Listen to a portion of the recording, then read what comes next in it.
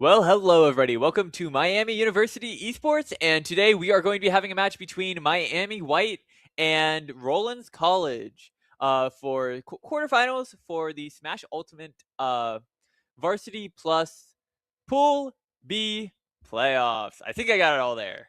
Yeah, I think you got it all. I'm Keegan Klapp. And I am Nathan Middlesman Mosley. And today we are going to have a wonderful match between these two teams. Kind of looking at this match, kind of on the characters that you've seen of Rollins College. Who do you think what do you think is kind of going to be the big kind of key factors in this match, and kind of like looking at the characters that they have? So from what we know that the characters that they have, they seem to have a lot of it's a mixed bag. They have sword fighters like Corin, Roy. They have some zoners like K. Rule, Isabel, and then they just have a Mac. So they really have like a grab bag for any sort of situation to counter Miami. But then again, our Miami University team also has a kind of that kind of factor. We have zoners, we have heavies. So far, I think what it's going to be is just who is able to get the first counter pick that I think it's going to matter the most.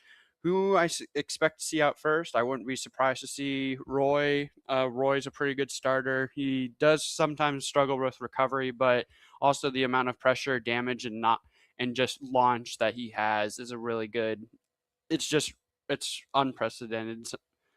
Yeah, I think kind of like looking at their character roster, we have a lot of kind of the trickster characters, kind of like in that Isabel territory, which if you don't kind of understand how to fight against Isabel, Isabel is a very dangerous character. Just with a lot of kind of keep away moves and a lot of moves that kind of give you a bit of a matchup check. If you don't fully understand how to beat the move, it can seem very, very daunting. I know that this week the white team white spent a lot of time kind of focusing on how to beat Isabel and kind of like learning all the gimmicks because the rest of the characters we're kind of used to. We had some Roy's here a few years back. And Roy is a very explosive character, and a couple hits can definitely can kill. But if you kind of stay wary of his range and kind of stay out of it, you should be in a fine state most of the time, at least. And I think we have a lot of tools that at least characters on our team that are going to be able to stay out of his range. Another one that's like very, very explosive on their team is going to be Little Mac. Little Mac is kind of helpless off stage, but once he has his feet on the ground, just a ton of very, very powerful tools, and especially on Wi-Fi where it's a little harder to react to some options. He can feel just very, very, just puts you in some very uncomfortable situations that are very hard to get out of. And I cannot forget to talk about KO Punch, pretty much killing like if you're above 20% and can have a ton of different true combos into KO Punch, which can, especially in a crew battle, just absolutely swing the tide of the match almost immediately. but the big weakness of Mac is going to be once he's off stage. Yeah, it's relatively hopeless if you know how to edge guard Mac. We also do have a Little Mac player. While she is not here this year, she is coming back. Afterglow, she is a notable Little Mac player. So Miami does have experience against Afterglow, so that is something to take into consideration. Honestly, I entirely forgot about Afterglow when you brought that up because I was thinking about Pooter. Our Overwatch tank also dabbles in Smash and is actually a very, very, very solid Little Mac player with some very impressive wins back in his home region of New Jersey. So we both have quite a bit of experience with both very, very aggressive Little Mac being an Afterglow and a much more patient and much more kind of passive Little Mac that will kind of wait and bait out your punishes with Pooter, who's also, yes, the tank in Overwatch and a very, very good tank player as well. And on the topic of Pooter, this weekend we are doing Miami's Greatest. Miami's Greatest is going to be a kind of fun event where a bunch of Miami players are going to come together to compete and see which team can kind of be the best. I am on whose team am I on? Oh I don't gosh, know. that's embarrassing. Oh, I'm on the Rocket League team. So I'm sorry, AJ. I'm sorry. But it should be a lot of fun weekends. You're gonna see a lot of different games being played from the Miami crew. I don't know if we are streaming this on Miami University, but if you check some of our players' kind of socials, we will some of our players. I know Palpa, who's also usually calming with us, but is sick today, is going to be streaming it. And the event should be a lot of fun. You'll see a lot of players who are very good at the game. And you also see a lot of players like me who are kind of just curled up in a ball in a corner and trying not to cry. Except when it comes to Smash. Yeah, except for when it comes to Smash. But there are legends about my aim. And let's just say those legends are not what we call particularly positive. Sometimes I don't think I can hit the right side of a boat, even if I wanted to try. But outside of that, it should be a very fun weekend where there's going to be a lot of entertaining moments. That I can guarantee. Good gameplay, there's going to be some of it. Bad gameplay, yes. A lot. A lot. But it'll be a very fun event, and I hope some of you guys can be able to tune in and just watch and have some laughs at players like me. Well, going back to characters, they do. Besides Isabel, I don't know if Miami really has any like practice against like Corin or I don't. We haven't had a Corin. We've had a K Rule, Jam, who's on Miami University white team. But yeah, Isabel and Corin are going to be the really big factors when it comes to this match with Miami White practicing against Isabel specifically, but I haven't seen them practice against Corin really. Yeah, Corin historically has been a character that Miami just doesn't know what to do against, and I am 100% included into that category. It's just that very much weird range of is better than most sword characters, but can also has some frame data to be able to scrap. I don't think it's one of those things that Sonic is like. If we kind of like look at some of our character pool, K. Rool does particularly okay into Sonic because can armor through quite a or not Sonic, sorry. Particularly well into Corrin because can armor through many of its moves, as well as Sonic is good into every single matchup. No pressure, no pressure. But Sonic is going to do probably pretty well into that. I think Villager also should be fine with range and having a lot of tools to kind of keep Corrin out. Corrin is a character you kind of just want to play. You don't want to play that like mid range where she has the hitboxes to hit you and you don't really have any tools to hit back. So you kind of want to make sure you're either very much in or you are kind of making sure the Corrin stays out. Okay, with that all said, I think we have everything that we need to know about the team. They are still setting up the arena, it sounds like, so we might go to a break real quick and be back when the match is about to start.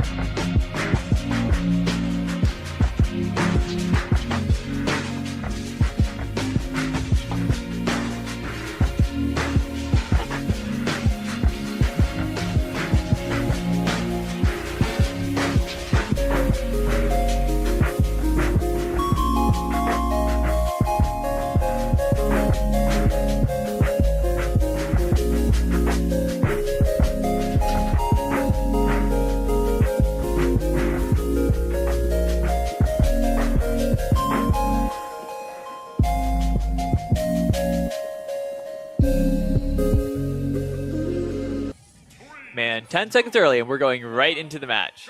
So it looks like we are going to be getting into Mario and Ness, which I think is generally going to be very good for Ness. Mario is going to be able to scrap very, very well, and with like a ton of tools, but Ness is going to be able to reflect Fireball back. Or not reflect Fireball back, but absorb Fireball. Yeah, this is interesting match. Sending out Rave first, I feel like good. Is good. One thing we did not talk about is that there was a character that we didn't talk about. There's right now is playing is Jedi Smash on Mario, which we didn't talk about. Mario is kind of a combo character, so the thing is that since Rave plays Ness, Ness is a small floaty character, so you're not going to be Mario's going to have a hard time trying to get combos and confirms against Ness. Yeah, what we saw right there is going to be the, we're going to see the PSI magnet, I forgot what it's called, come out from Rave to absorb that Fireball, and that's going to give just Ness a little bit of healing, which is going to kind of just increase his longevity and increase pretty much his ability to kind of stay in the match and fight. Right now, it kind of seems like Rave has kind of like slowly kind of dragged himself back into the match, and it just seemed like he was maybe a little uncomfortable, kind of really trying to bait out these fireballs, and it felt like he just wasn't ready for the Mario just kind of be so ready to run in and swinging. Yeah, definitely. But Ray was able to clutch out the first stock with a back air, but the Mario is able to come back with an up smash, pretty much almost making it back to even stock situation. Yeah, Mario's going to have a ton of tools that I think what Rave's going to be a little particular about is kind of making sure that he doesn't he's throwing out moves when he's above Mario. So Mario's combos do an amazing job of hitting you up, and especially with these platforms, with us being on small battlefield, is very, very good for Mario. It's also very, very good for Ness as well. Oh, that was a great PK Fire, just slightly missed. But it's also very great for Ness because you are going to be able to get these PK Fire kind of cancels off of these platforms. And it's just generally a good stage for Ness. But the problem is, if you get caught with like 1 or 2 Mario up airs in the wrong positioning, you could be dead. Can't also Mario use Flood when Ness is trying to do his up B and it like pretty much pushes him away from the up B? Yes, that is. There's counterplay against that as Ness, but that is definitely a possibility. And I really love these falling PSI magnets because they both have a hitbox that comes out, and you might be able to get a combo off of it if you get the right hitbox, as well as it very much deterring Mario from throwing out fireballs. But when the Mario is throwing out fireballs, they're doing a really good job of being just in that range so they can hit before Rave gets the healing. Like you see that approach right there. I love that B-reverse PSI magnet to kind of get that healing. That's kind of what the Mario is kind of trying to like kind of bait out with these fireballs of pretty much approaching fireball and throwing out a move. Yeah, and so far he's doing really good, knowing how to stay away and watching how Mario approaches. Great back airs by Rave. Yeah, I'm starting to notice a pattern that he always likes to approach with the fireball, and Ness has taken notice to that. You know, he always gets a side magnet and then immediately is able to punish with a fast aerial. But so far, I feel like Rave is kind of controlling this match so far, making Mario have to make the first move and just playing into Ness's game. Yeah, there's been a lot of they kind of get once we get to like these range of higher percents, it seems like both characters have gone to what I'm going to call back air mode, where they both have pretty very solid auto cancel back airs, and so they are just running towards each other and back airing. And both of them, that's kind of like their panic option, which can be baited out, but it's also an incredible move, and that is why they are throwing it out. It is very safe, and if you don't make a hard like read to try and kill them with it for it, they're just gonna get away with it almost every time. And we kind of see this like range that Rave very much wants to play at. He kind of wants to play just outside Mario range because he is going to have just a tiny bit more range on almost all of his aerials than Mario. It has such a great air dodge read to keep that stock and take 2 stocks into the next battle. That was just such a great decision just to kind of predict. Because worst case scenario, if Mario air dodges in or air dodges some other direction, he can still react and maybe not get as strong of a punish as up smash. But just a great decision by Rave, and that does keep that second stock, which is going to be huge into next person. What do you think kind of Rave did so well into that, like into the Mario that really made him keep both 2 stocks into the next person? Adaptation. I feel like that was the big thing when they started off. It was pretty much even the entire time, able to combat one another, able to punish one another. But after that first stock, Rave pretty much just adapted to how Mario played. Mario kept doing the fireball into an aerial kind of approach, and uh, Ray was able to adapt to that pretty well, always getting a side magnet to get some healing, and then able to just punish really well. He was also able to just have a a structured state where he pretty much had his zoning tools. He was able to wall off Mario with the PK fire cancels, use side magnet to the pressure when close. So I feel like Rave's just adaptation and just the mobility he has with his tools was really the deciding factor when it came to this match. Yeah, I do fully agree with the idea of PSI Magnet. I think did an incredible job for Rave. The Mario did a great job of trying to bait it out with Fireball, and he definitely got some punishes, but the way that they kind of some of the Fireballs just great B reverses from Rave to get that, and we have learned that the next character that is going to be sent in is going to be Young Link, which is another character that we were not aware of. But I think this is very interesting. I'm very interested by this decision. The only really character that we know, like guaranteed new, is Isabelle. So this is one thing that Miami is gonna struggle with, just adapting to the characters thrown at them, because we didn't get like a list of who they had. Besides, we only knew the Isabelle. So maybe they that's the same players, but they just have such a variety of characters that they can play that maybe it's just hard to guarantee which character is coming in next. Yeah, I'm really curious about this Young Link pick because Young Link is going to have a lot of tools to kind of keep Ness out. I think that's going to be the big idea of how they really want to play against Ness, because you kind of have 2 options when you kind of got to deal with Ness. You either got to outrange him, which his aerials have a ton of range, and you kind of got to bait out double jumps and being willing to able to punish him for kind of trying to stay above you after all of his pressure. You got to either have a move that's quick enough to kind of deal with its pressure, which Mario has up B, but like up B out of shield is not a particularly amazing move with Mario compared to maybe like Dr. Mario or Game & Watch. Gosh, Game & Watch solves all problems in life. But you either have that or you're going to kind of go with these kind of like long range tools. And I think that Young Link is going to have some tools. Young Link's kind of a brawler. If we kind of get down to the nitty gritty, Young Link is a brawler with quite a few projectiles. Its range is not amazing, especially in the air. So what I think that what the Young Link pick is probably going to try and do is very much just kind of wall out Rave and make sure that he doesn't get in, and if he does get in, just kind of play very passive, and maybe we'll see some uppies out of shield. Uppie out of shield can be pretty solid on Young Link because it can both lead to combos and it can also lead to kills at particular percents. He's also a very technical character with a lot of great tools with like arrow. Arrow can lead to kill confirms. Arrow can just lead to a ton of damage as well. A lot of his moves just pretty much combo into one another. Boomerang, Arrow. He has a.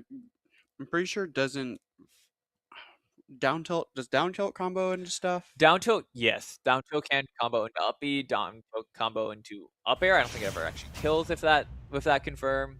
But really what I think is going to be the biggest issue for Youngling going into this is going to be recovering. He does have a great his bomb is probably the best one to recover of all the links. Maybe Link itself is actually better. But I think we're gonna see a lot of walling from this Youngling. And I do think that recovery is going to be kind of that scariest part for Youngling because of Yo-Yo. Oh yeah, Yo-Yo. I completely forgot about that. There's Yeah. just some characters that Yo-Yo just completely screws over. And I do think Youngling is one of the characters where he just can't get past it. He either has to just hope that he doesn't get hit or just completely go over the ledge. Yeah, and this is kind of like the beginning of the walling that we talked about. A lot of projectiles, and then playing into Shield. So you can see that although Brave was just at 0%, he's already at 80. Because all of these do rack up a ton of damage, and it's just very, very threatening.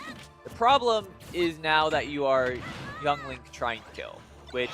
Yeah, he doesn't really have a consistent way. He always has to go for a combo of some sort. But the thing is that, again, Ness is a big... not a really floaty character and also just really small, so it's going to be hard to just nab a confirm off of Youngling.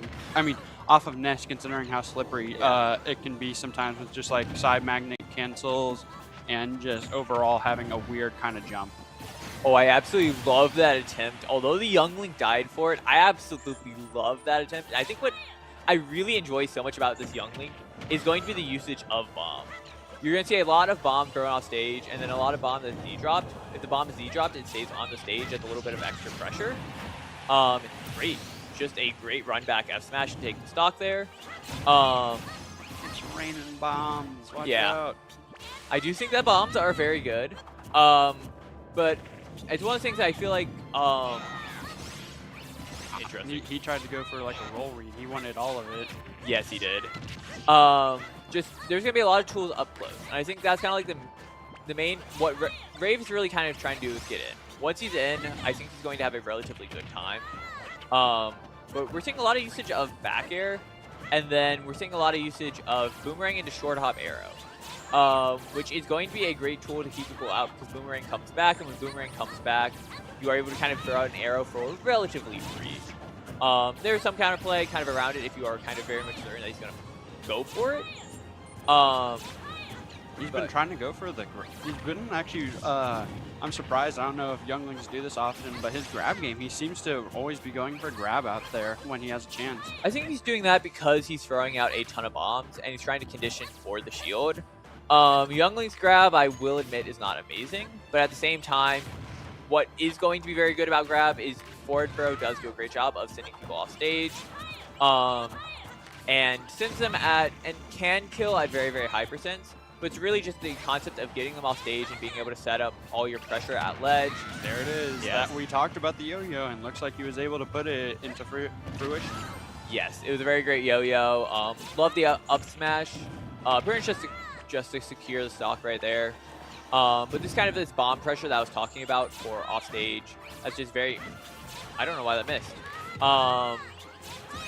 Very, very good roll by Rave, I guess. The thing is that this is still a pretty close game because I feel like sometimes Ness does just have a touch of death sometimes if he's able to execute really well. Yeah, I think the big thing is if this will not kill. Yeah, bad throw game. If Youngling is nice little bit of healing, but he actually might live because of that healing. Yeah, he did. More healing. Got to get all the healing you can. Every percent matters in a stock like in a situation like this. Because if Ness is able to get it, you saw him jump out. Yeah, I saw him bomb off. Great SDI to get out of that by the Youngling. Oh yeah, just a little late on that up smash. Just a little afraid of him going too high. I forget that this move kills. For some reason, combos kills. This move does everything. Oh my wow. God, man. And the pop off from Rave. Just such a great third stock. And we kind of really saw that weakness that we talked a little bit earlier about Young Link, and that's gonna be that Young Link does very much struggle with the kill, and especially with the way that kind of, I wouldn't say careless bomb throws at ledge, because I don't think that's a good way of putting it. It's just that he kind of allowed Rave to kind of just hold PSI Magnet very close to the stage and was able to catch both of those bombs. I think in general, I really love that concept of that ledge trap with the bomb that holds for um, if people just try and stay on ledge for too long. It also catches jump at certain situations, as well as kind of catching roll. It's a very, very great ledge trap. It's just, it kind of felt like he never really adapted to the fact that Rave was just willing to kind of stay off stage, burn up double jump, and take that little bit of healing from that. Yeah, and Ness probably does have one of the best directional air dodges when it comes to recovery, and we saw many times that he was just able to absorb with Psy Magnet and just air dodge back to stage for pretty much free. So Young Link was pretty much just giving him percentage back, and we saw it then when he was grabbed and forward through. That percentage may have led to him being able to survive that throw. So you have to think that if Younglink never threw those bombs, maybe Younglink was able to actually take it, and we'd be in a complete different situation right now. Yeah, it's one of those things I think that if you kind of look back and you kind of like look at kind of what can be improved between that game, because the Young Link was racking up a ton of different damages and had a lot of very powerful combos. I remember first stock of Rave did 80% in like a matter of 10 seconds, and that's just a ton of damage and could have led to a kill. It's just kind of on those ledge trap situations, just being a little bit more aware of kind of where you're throwing out the bombs, and also being kind of willing to kind of approach Ness at ledge, which might not always feel like the greatest thing, especially while Ness is recovering, because like fair off ledge can be a strong option. But if Ness is going to be out there willing to burn a double jump, if you can hit a 2-frame, I don't know if any Young Links moves 2-frame, but at the Down same tilt, time, maybe. I don't think down tilt does when That's I the think only about it. thing that I Maybe down thought of. smash. Down smash could also. I also don't ever think I've seen what Young Link down smash looks like. Isn't it just the generic It Link no, down it's a smash? generic Link down smash. But I just don't see it particularly often. So I feel like there was definitely some tools that maybe that Young Link could have kind of gone for to maybe not even do anything, but pressure. Like if you run up very close to the ledge and you're just nairing, that's a ton of pressure, and Young Link nair kills. I would say he didn't really use a lot of his aerials that entire game, did he? He didn't really use nair. He used forward air sometimes, Yeah, up air, he but used a couple back airs and a couple up airs, but it's one of those matchups that is just not correct to kind of throw out aerials towards the nest, because Young Link is a brawler. I mean, he has a sword, but all of his hitboxes are quite stubby, and some brawlers, heck, they even outrange him. his So nair is pretty fast though, isn't his it? nair is an incredible move, and I am a little surprised that we didn't see much nair. But at the same time, landing, I don't think if you land into nest, you're not going. If you land into nest, I don't think nair is safe enough for either grab or nair. So I can very much foresee. I very much understand why he wasn't using many aerials, because Young Link aerials are very strong.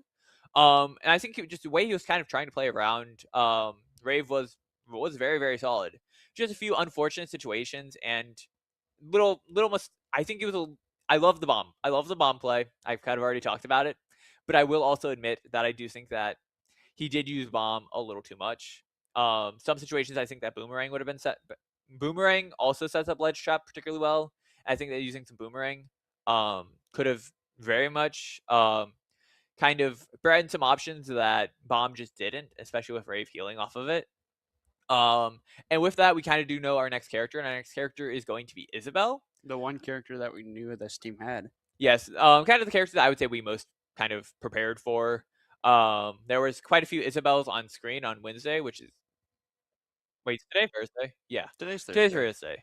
Sorry, my day sense is a little messed up. No, it's not just a little messed up. It's a lot of messed up. But I'm really curious on who we are going to try and counterpick Isabel with. But first, we are going to have some beautiful Rave versus Isabel gameplay. Oh yeah, this is what everybody's here for. Yeah, I really want to see kind of if we're talking about what I really want to see from this Isabel, is I'm going to really want to see some up tilts, and I want to see some jab combos. Hammer. Yes. What's so great? What is it good about Isabel? Even though Isabel is going to be a low tier, Isabel does have some very incredible moves. Slingshot is a very, very good move for keeping people away and frustrating the living heck out of your opponents. And there's the broom. Isabel up tilt is, I think, a top 5 up tilt in the game. Really? Yes. Dang. That move is wild. It is safe, it combos, it has kill confirms. It has kill confirms, dang. Yeah, up tilt on there. Then again, I don't really see a lot of Isabel played. Coming from Miami, we do have 2 villagers, which I feel like just have better tools sometimes. Just better up close, like Nair and all of that. So I feel like Isabel's more of a laid back, trying to wait for your opponent to do something. And the big factor that's going to happen here, edge guarding. Yes. So Isabel has a lot going for her. Biggest weaknesses is going to be a bunch of kills. Wow. I do not remember my Isabel kills. Because there was a little phase where I played Isabel as a secondary, so I know a little bit more about Isabel than the common folk, which probably isn't a good thing. But so Isabel is going to have a lot of stumpy hitboxes. Can sometimes struggle in those range situations because Slingshot is very good at keeping people out, but it is also it has weaknesses. I will say it definitely has weaknesses if you kind of get over it. And it's a little predictable. It's kind of hard to immediately go for someone on the ground. You kind of have to prepare Slingshot a little bit in advance, kind of where you assume they're going to be. But really the big weaknesses of Isabel is going to be kind of just stumpy hitboxes that can struggle.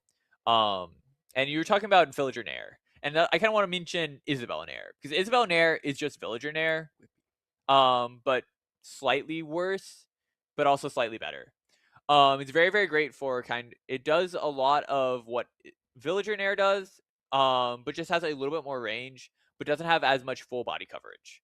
So it's all pretty much all of Isabel moves are particularly good. Biggest kind of worse than Villager is going to be that you're no longer gambling on your up air. You're always going to have 2 turnips on your up air. Yeah. So it does lead to more consistent kill confirms, but you're not going to find like these ridiculous kills at much earlier than the game was kind of designed around. And it seems that we are going to be sending in Whippy for the Incineroar. And I really do love this decision for multiple reasons. I think big is going to be that range of like fair and F-tilt. And probably the biggest thing is going to be Revenge. Revenge does particularly well into Isabel Downby. Which you really didn't see too much of that game, which kind of makes me a little curious about how, because Isabel Downby is really good. What its tool it's best for is going to be like specifically edge guarding, ledge trapping. I lied. It's ledge trapping, not edge guarding. You can't put it off stage. But for ledge trapping, because you can, depending on the character, you can either set it at I think the distances are 1.5 and like 1.1 Isabel rollbacks. I don't know the exact scale. It's just a little funny scale, but for each character it's different. Though there are some generals, but you can pretty much cover a ton of different options at ledge. Bowser is one that I know off the top of my head, covers every single Bowser option but get up attack. And if Bowser get up attacks, you have a ton of time to react. So, but the character we are seeing on screen is going to be Incineroar. What do you kind of think about this Incineroar pick that we're putting in? I was actually kind of surprised, considering Incineroar does have some great aerials, but Slingshot may be a big thing. And also, I feel like I don't know how good Incin's recovery is against Fishing Rod, but I feel like it's really going to be dangerous against Incin. But so far what we're seeing is Whippy is able to do pretty well. He's been pretty much abusing Lariat just because of how it's invincible, it's fast, and it's a good get off me tool. Not enough. Yeah, that's tragic. I honestly think that balloon might have screwed it up a little bit. What we're kind of seeing Whippy try and do so far is going to be these kind of counters at a distance. Yeah, we're gonna see these counters at the revenges at this distance to try and bait out Slingshot. Just seems that he's trying to kind of bait out these options from Isabel, and Isabel's kind of, I would say, already have caught on to the decisions. I think what Whippy's gonna probably do the best into this is going to just be playing his game. Like, I know he definitely came in with a game plan, and we're kind of seeing it, but I think at the same time, I love that decision. Unfortunately, fell out. kind of have to be aware that this Isabel understands counterplay around her character. Like, yes, and amazing recovery.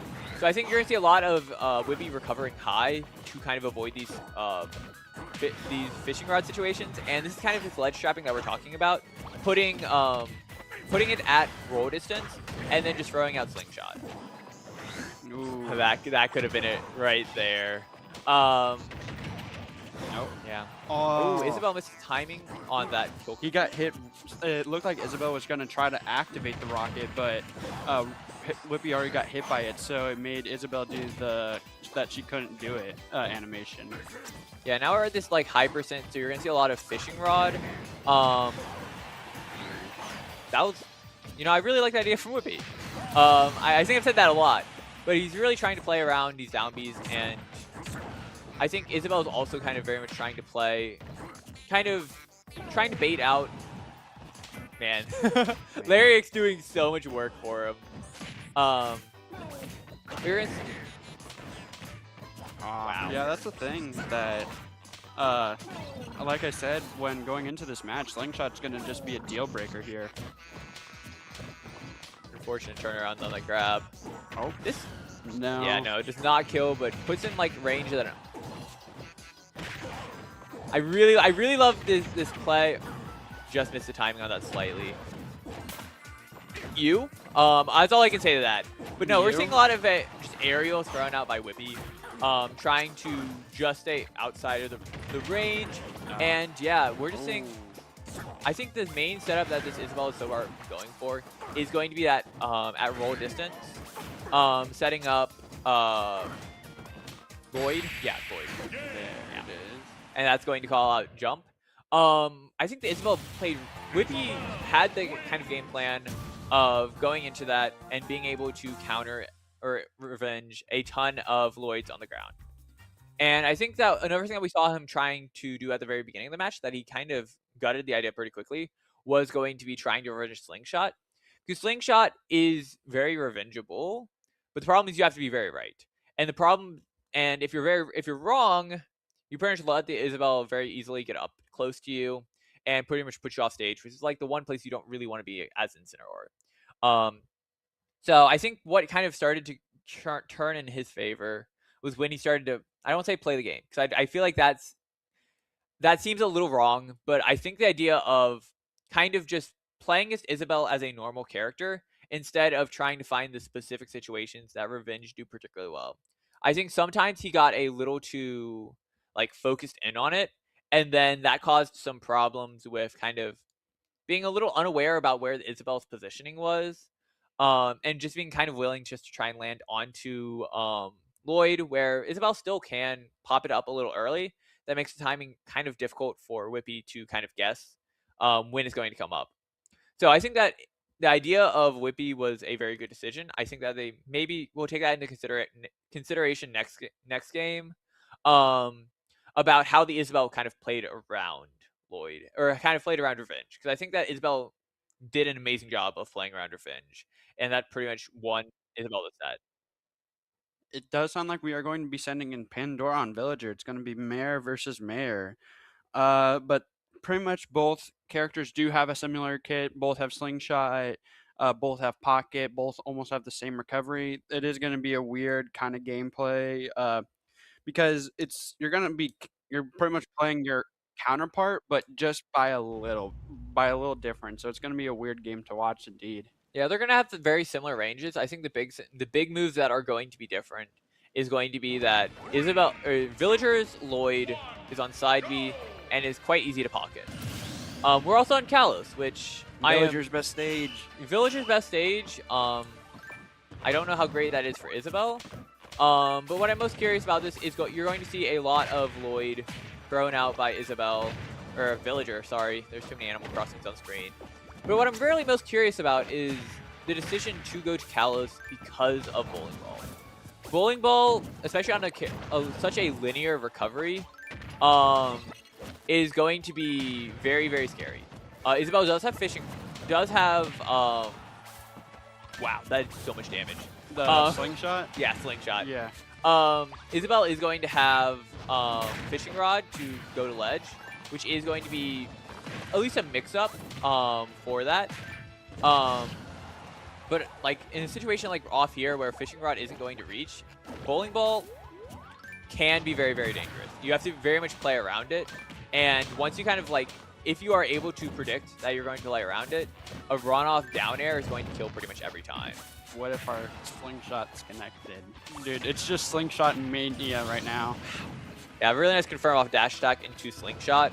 And yeah, we are just seeing a lot of slingshots because it's just a low committal move that What do you think the best thing to pocket in this matchup? I definitely think for Villager, it's got to be Lloyd going up, and for Isabel, maybe even the same thing. Isabel, it's definitely Lloyd, so you can have a little bit more of. That's a really unfortunate Lloyd counter for there from the Isabel. So I think might be Lloyd for both of them. I think it actually Lloyd is going to be a little better for Isabel than it is for Villager. If you do get that, yes. It does a ton of damage, and you can also get a confirm off of it, which Pandora slightly missed.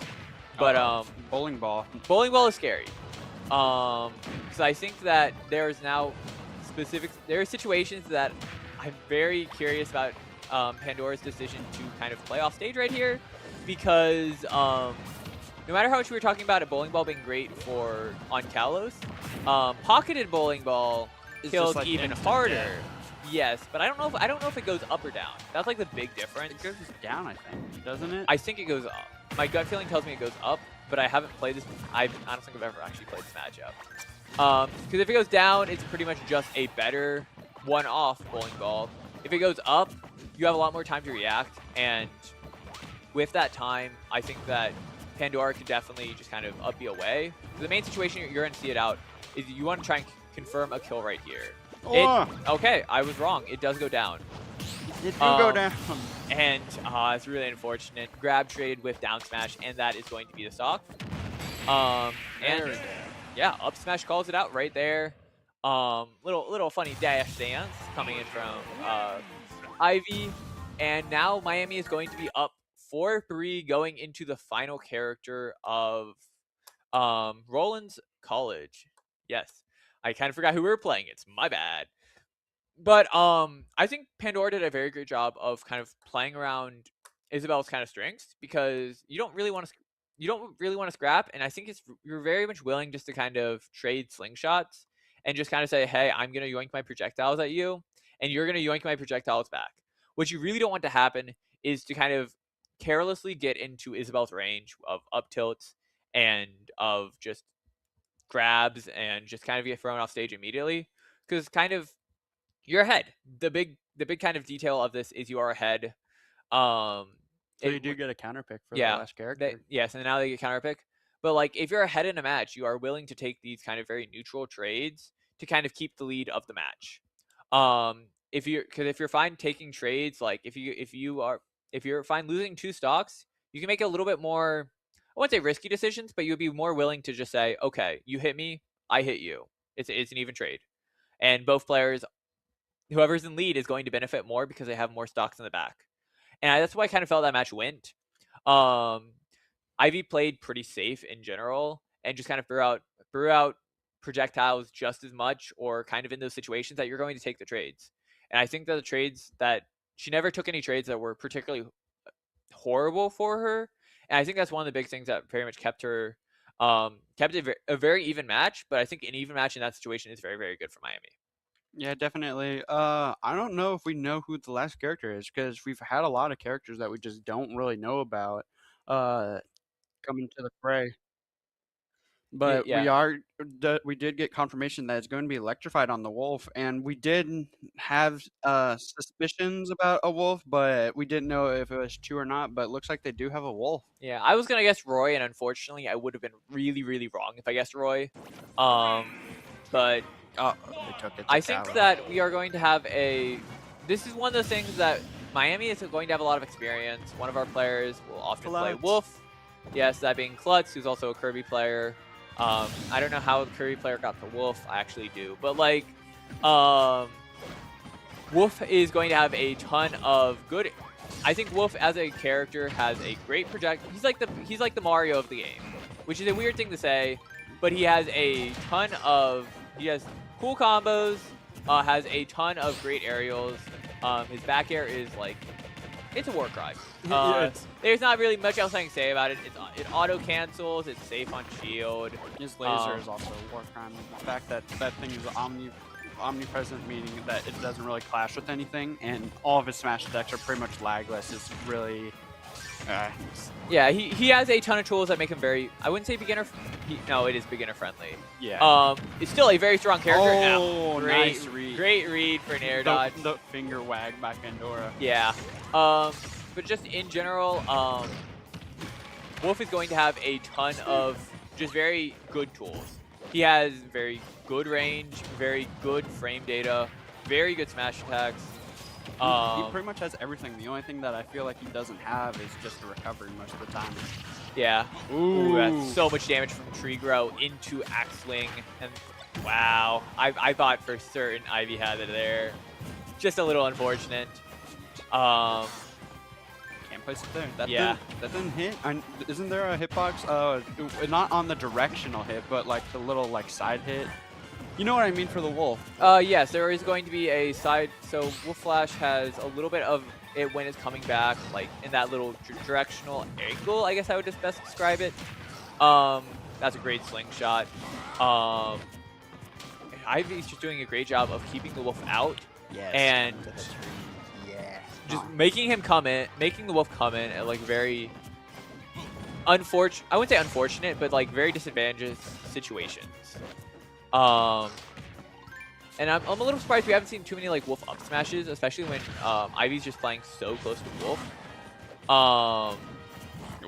Just missed. Yeah, it's just kind of like we're in the range now where we're gonna see. I would expect to see a lot of auto cancel back airs. And or a side tilt. That'll work. Great F tilt from there. Calling out the ledge drop, probably ledge drop fair is what I'm assuming. Yeah. But Ivy definitely did her job and took a stock off of the Wolf. So yeah, I'm a little surprised. I'm a little surprised by. I guess I'm very used to Wolf, and I think the one thing I noticed on that Wolf was very few back airs. I kind of expected quite a few more back airs just because of how safe it is. There didn't seem too much pressure on from back airs. It seemed to be a lot of nairs, and a nair is a great move. Don't get me wrong. That move is just amazing. But I think trying to use it as a landing option is not always the wisest. Is because you saw a lot of nair at a shield to fight back against nair, like landing nair from Wolf and landing fair from Wolf. Just because those moves are a little unsafe, especially if a little poorly spaced or not spaced as well. And I think, and as we've heard, as Prod has told us, the character that we are sending in is going to be Caleb on Bowser. So I think Camaraderie is a very good pick here. He's very, very experienced in the Bowser Wolf matchup. Caleb's my goat, dude. I love that. Yes. Because I believe he has a ton of sets with Devin, who is a Wolf player, a local Wolf player who I also have a ton of sets with. So Camaraderie should feel very comfortable. And I think the big thing about Wolf is knowing how to recover against Wolf, especially as a character like Bowser, who doesn't have as strong of moves to come back. You're mostly going to see a lot of delayed up Bs from Caleb and kind of baiting out some options. If we see the Wolf run off stage with Nair, that's kind of like the big thing that Caleb has to be particularly worried about, is that Nair is a wonderful tool for sending you right back off stage, and just kind of it's a rinse and repeat kind of situation because Bowser up B is going to trade with Wolf Nair, and Wolf wins that trade every time. So it's one of those kind of matchup things that if you see a lot of Wolf Bowser, which weirdly enough I've seen quite a bit of it. I mean, we have Klutz and Camaraderie, so yeah. Yeah. But yeah, you just see when you see it's kind of one of the things that I trust Camaraderie. I think this is a very, very great send-in. Maybe not even because the matchup's good. I think we had AJ and Jam left in the tank on our side, which I think maybe AJ would have been the better matchup. But I think the experience of Camaraderie in this matchup is going to do wonders, and I'm very curious to see how this matchup is going to go between the two. Do you have any thoughts about this?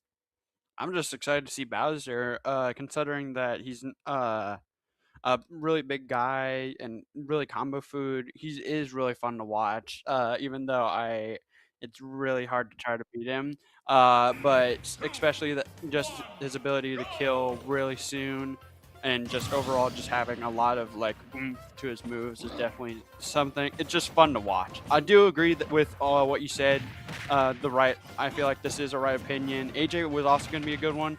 But also, Bowser just has some good out of shield options considering how big of a guy he is. He has up B for the safest option. He has side B for kill for a kill. And speaking of Tragic.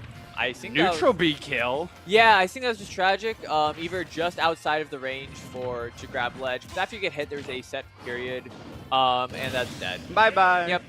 Yeah. Wolf cannot recover from that. Which is, and then being an even percent, they have Bowser. I think has a little bit more priority and kind of because let's talk about Bowser side B. I mean, Miami just won that. Dude, that move is game, full. but we can talk about Bowser side B. It's a command grab that is an incredible move. But one of the big things about it is it's very, very quick. But once in the air, both players actually they're able to control what kind of direction you are taken. The person with the lower percent is going to have more kind of priority of where we're going. That's how it works. Yes, it is how it works. So especially when I'm playing as Camaraderie, some characters can recover from that. Junior is one of them. Wolf is not one of them with very limited. He has pretty strong distance that he can cover horizontally in the right situations. But he is very I would say poor upwards ability to recover.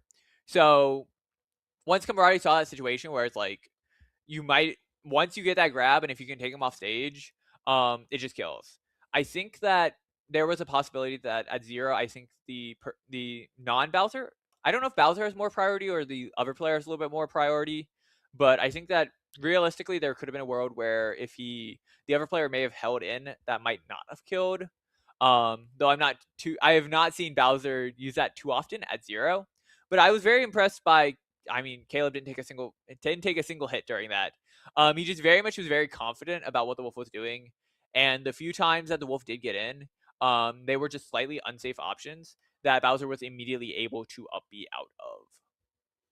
Yeah, but that wraps up the first match. Miami is going to take it 1-0. I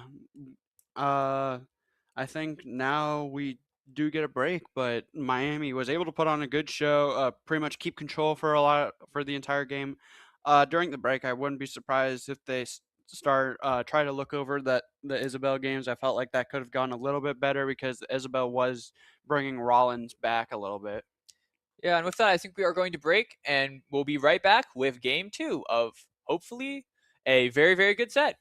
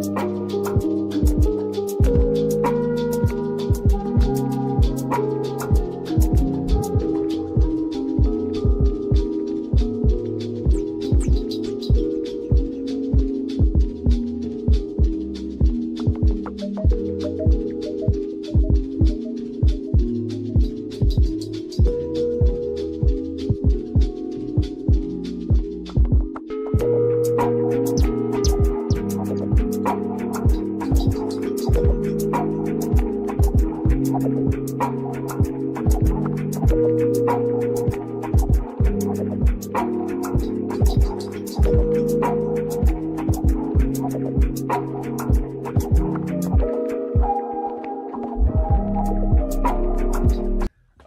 so welcome back to Game 2, and Miami is up 1-0 against Rollins College. And we are going to see a very similar lead from Miami and a different lead from Rollins College. This game, we have decided to send out Rave first, which we did last time, and Rave did a very, very great job and put us in lead. This time, they decided to send in the Wolf, and I think there's multiple reasons why. Wolf kind of just generally does good into almost all the characters of Miami. And Wolf just generally is a good character. Yeah. It has some weaknesses, but generally is just going to have a lot of, as we kind of talked about earlier, very good frame data, and especially if Wolf is already kind of feeling kind of warm, it's a great send-in just to kind of send in your last player because they feel comfortable with the Wi-Fi. This is especially true in Wi-Fi, and their hands are already warmed up. Rave hasn't played in a while, so he might be just a little bit less warmed up. Oh, Tragic air dodge again. Yeah. Just very, very, very unfortunate. It's going to be, wow. Hey, at least he knows how to get out of PK fire. He does it better than me. Yeah, right now I think Rave is just kind of just willing to wait. I think that's the big thing that's happened so far. Is Rave in pretty much all of his matches so far has been kind of just waiting and just willing to let kind of throw out these great up smash, taking the stock right there. Kind of just been willing to wait. And when he thinks they're gonna dash up, he PK fires like that, and that was a very, very meaty PK fire. And then yeah, so much damage just from that. And I love the attempt to get the tail, because if he gets the tail right there, I think that will kill the Wolf. So far, Rave has just been very much run back at the right times, and the Wolf has kind of... Not again. Yeah, Tragic just not grabbing ledge there, and that is a 3-stock for Rave. So now Rollins College is going to get counter pick, but Rave has already pretty much set Miami very, very far ahead in this match. I think what Rave did so well is going to be these kind of dashbacks and just kind of waiting and shield. I don't think we saw... Every time the Wolf tried to grab, he just tried to grab, unfortunately, just a tad too early. And when he did, and honestly, most of his grabs ended up with him in a PK fire, just because he did just go for the grab just a little early, and then just got caught in a PK fire, and then he got fared from that. And that's just it's kind of demoralizing, to be honest. Getting hit by PK fire, you're like, dang, this experience sucks. Because then you have to like SDI out or DI out. Both kind of work and both kind of don't work. And it's just NES on Wi-Fi can sometimes be an annoying experience, and you just kind of have to be willing to say, okay, how am I going to approach this NES? And I think that the Wolf really tried to use a lot of grounded approaches, which is okay as kind of like a mix-up, but I feel like there was a lot of opportunities to kind of like jump in and then not always throw out an aerial. Because it felt like a lot of times when he jumped in, he always wanted to press something, which I very much feel like that. I feel that as well, because when I jump, I love pressing buttons. I love pressing buttons a lot, and I do think that's one of my probably biggest weaknesses is that I try and press too many buttons once in the air. Sometimes just like those empty hops to threaten an option is a very good situation, especially when Rave kind of just was able to just kind of throw out every time he saw a jump, he kind of threw out like a predictive option to kind of beat in a aerial. And I think that if the Wolf just kind of maybe tried a little bit more like empty hops, and which is just a jump and then not doing anything, or maybe even double jumps to kind of get over Ness and kind of put him in a little bit of a odd situation. It very much felt like he was trying to move in from like the 45-degree angle, and that just wasn't working too well with aerials. And with that, we are going to see a very familiar matchup that we saw last time, and that's going to be the Young Link versus Rave. Last time I believe Rave did 3-stock. No, not 3-stock. I'm lying. Take 3 stocks from this He only lost one. Young Link, and yes, I do believe he lost one as well. And I'm very curious on kind of seeing what adaptations this Young Link is going to make. I felt like one of the biggest weaknesses that we kind of talked about last time is going to be those kind of ledge traps, which bombs are very good, but I felt like he used a little bit too much bomb, and by using too much bomb caused some situations that Rave was able to heal off of, and that just kind of kept him in the match a little bit longer than I wouldn't say he probably should have, but he kind of kept in the match with a little bit of healing, maybe left a couple moves that could have killed. They no longer killed. Especially because you're also just kind of letting him off ledge for kind of free. You still have a little bit of like predictions that you can make, but generally Rave was just getting off with jumping off a ledge after absorbing of the bombs, and there really isn't much you can do if you're kind of a little bit out of position, which sometimes the youngling kind of felt a little out of position during ledge traps. Yeah, definitely. Hopefully, he is able to adapt. Maybe use a little bit more pressure. Uh, liked when he conditioned Rave to shield, but I feel like mixing up punishing options, I feel like would do Youngling some good. But Rave already does have the matchup, so you have to expect that Rave is going to be watching out and try to adapt to the Youngling's new play style. Yeah, so we did talk about last game. It was or last time they played was going to be kind of shields and how valuable shields are against Youngling. Youngling has like a ton of options. Kind of just can put a lot of pressure on you very quickly, and your best option is usually to shield. And Youngling doesn't really have any good throws. It's one of those things like you kind of just take the throw. We're not playing Street Fighter here, but if we were, the option is you're in the corner and you're just gonna take the throw. Like, well, game dependent. Yeah, I don't want to get throw looped in Street Fighter 6. That doesn't sound fun. Don't you play Zangief? I do play Zangief, but I also get throw looped because my SPDs do not count as a normal throw, and instead I just get thrown and I get sad. That's also me when I normally play Street Fighter, because I like to churn butter, and usually it works, and sometimes it doesn't. But getting back to the match, I was gonna say, let's just kind of see. Ooh, that could have been really bad for Rave. But yeah, just kind of seeing a lot of just kind of thrown out. I think Town's a really curious pick. That's kind of like the first thing I noticed when I kind of look at this. They went to Hollow Bastion last time. Yeah, we were on Bastion. Town is good because kind of that disadvantage, like Youngling can struggle to kill. Closer blast zones, especially on the side, is going to be where Youngling is going to find most of the kills. How much does this heal? Holy moly, that heals a lot. It does heal a lot. But I think one thing I've noticed is that Rave doesn't know, I wouldn't say doesn't know the timing of bomb as well as maybe he could. Isn't it like around 4 seconds? It is something to that range. Because it feels like a few times that Rave has caught the bomb, which is really good. But then once he has the bomb, he doesn't know how long until the bomb goes boom. Because if you're there with the bomb goes boom, you get that healing.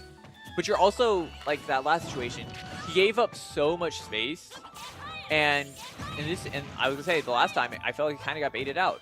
So once he had bomb, Youngling knew that he wasn't going to air dodge, wasn't going to go for any like unsafe options. Why did that kill? It's Ness. It's Ness. A lot of yeah. Oh, there we go. And just dash through the PK fire right there with the little bit of invincibility you still get from Halo. Oh, I love this bomb. Tragic that did not hit. 50%. Yeah, I feel like very much once both these characters get in and they get kind of like that combo starter that they want, they are doing tons of percent. Going high. Yeah, I do like that high recovery. I think that's a really good decision just to avoid Yo-Yo. Because Yo-Yo is incredibly threatening. I think even if you drift away from ledge, especially if Rave up smashes, I don't think you really have any options to kind of make it back. A lot of high recoveries are going to be much safer. Did it lead to his death? Yes, but it's kind of like picking your poison. Especially when you play characters that have bad recoveries against Ness, you just kind of have to pick your poison and say, okay, you might get a hit here, but I live. And living it's a game about stocks, especially in crew battles. Stocks are so important, and just kind of be willing sometimes to get hit just to make it back. Yeah, sometimes you have to pay the price, but as long as you stay alive is all that matters. Yeah, it seems like what I think the Youngling did so well last time was playing with platforms, and this stage sometimes just kidnaps your platforms and you no longer get them. Like this layout right here or the FD layout when these platforms are going to go by. This is like it's the Kalos layout pretty much. Yeah, pretty much. It's just like Youngling has a ton of great confirms off of platforms, especially with slingshots. can do slingshot, land on platform, slingshot, and then just be able to rack up maybe an up air. There we go. Yeah, that kills. Wow. Rave did a very great job of adaptation. I think the stage might be one of the big things that he banned. He probably banned Bastion and probably Smashville as well. And I think these bans, at least the assumed bans that we assume Rave made, kind of gets to a much more comfortable stage for Ness. With like the first layout, which is going to be like a platform here, and a platform here. That's not Battlefield. Wait, here and here. Yeah. Yeah, I gotta remember my town platforms. I should really know them. I love town. But with that, you are going to see these kind of platforms that are still very good for Ness, with being able to kind of throw out these PK fires that are pretty much canceled with the aerial version. But you aren't going to get as much kind of benefit from Young Link. So I do think that town is both a stage that you kind of think of as Young Link as, oh, I get the kill earlier, because that's like the biggest problem Young Link had earlier. You kind of forget like how beneficial the first stage was, because you kind of get a little too focused on kind of what happened, what went wrong. You kind of like look away a little bit from kind of what went right. And I'm very guilty of doing that a lot.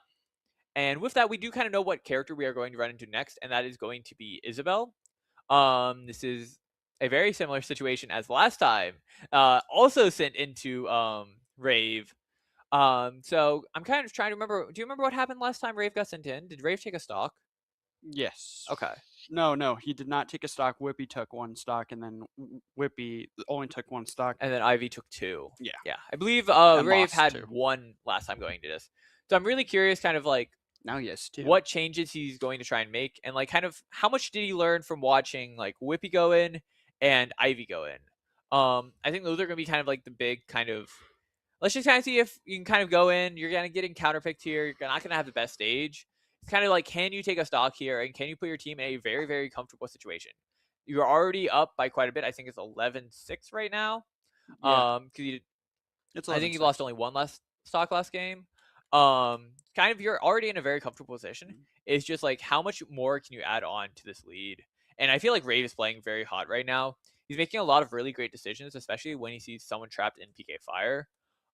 There's been a lot of PK Fires that have been hitting. So I think he's doing a great job in like kind of calling out when he thinks someone's going to come in on the ground, and then kind of just when to stuff him out with back air.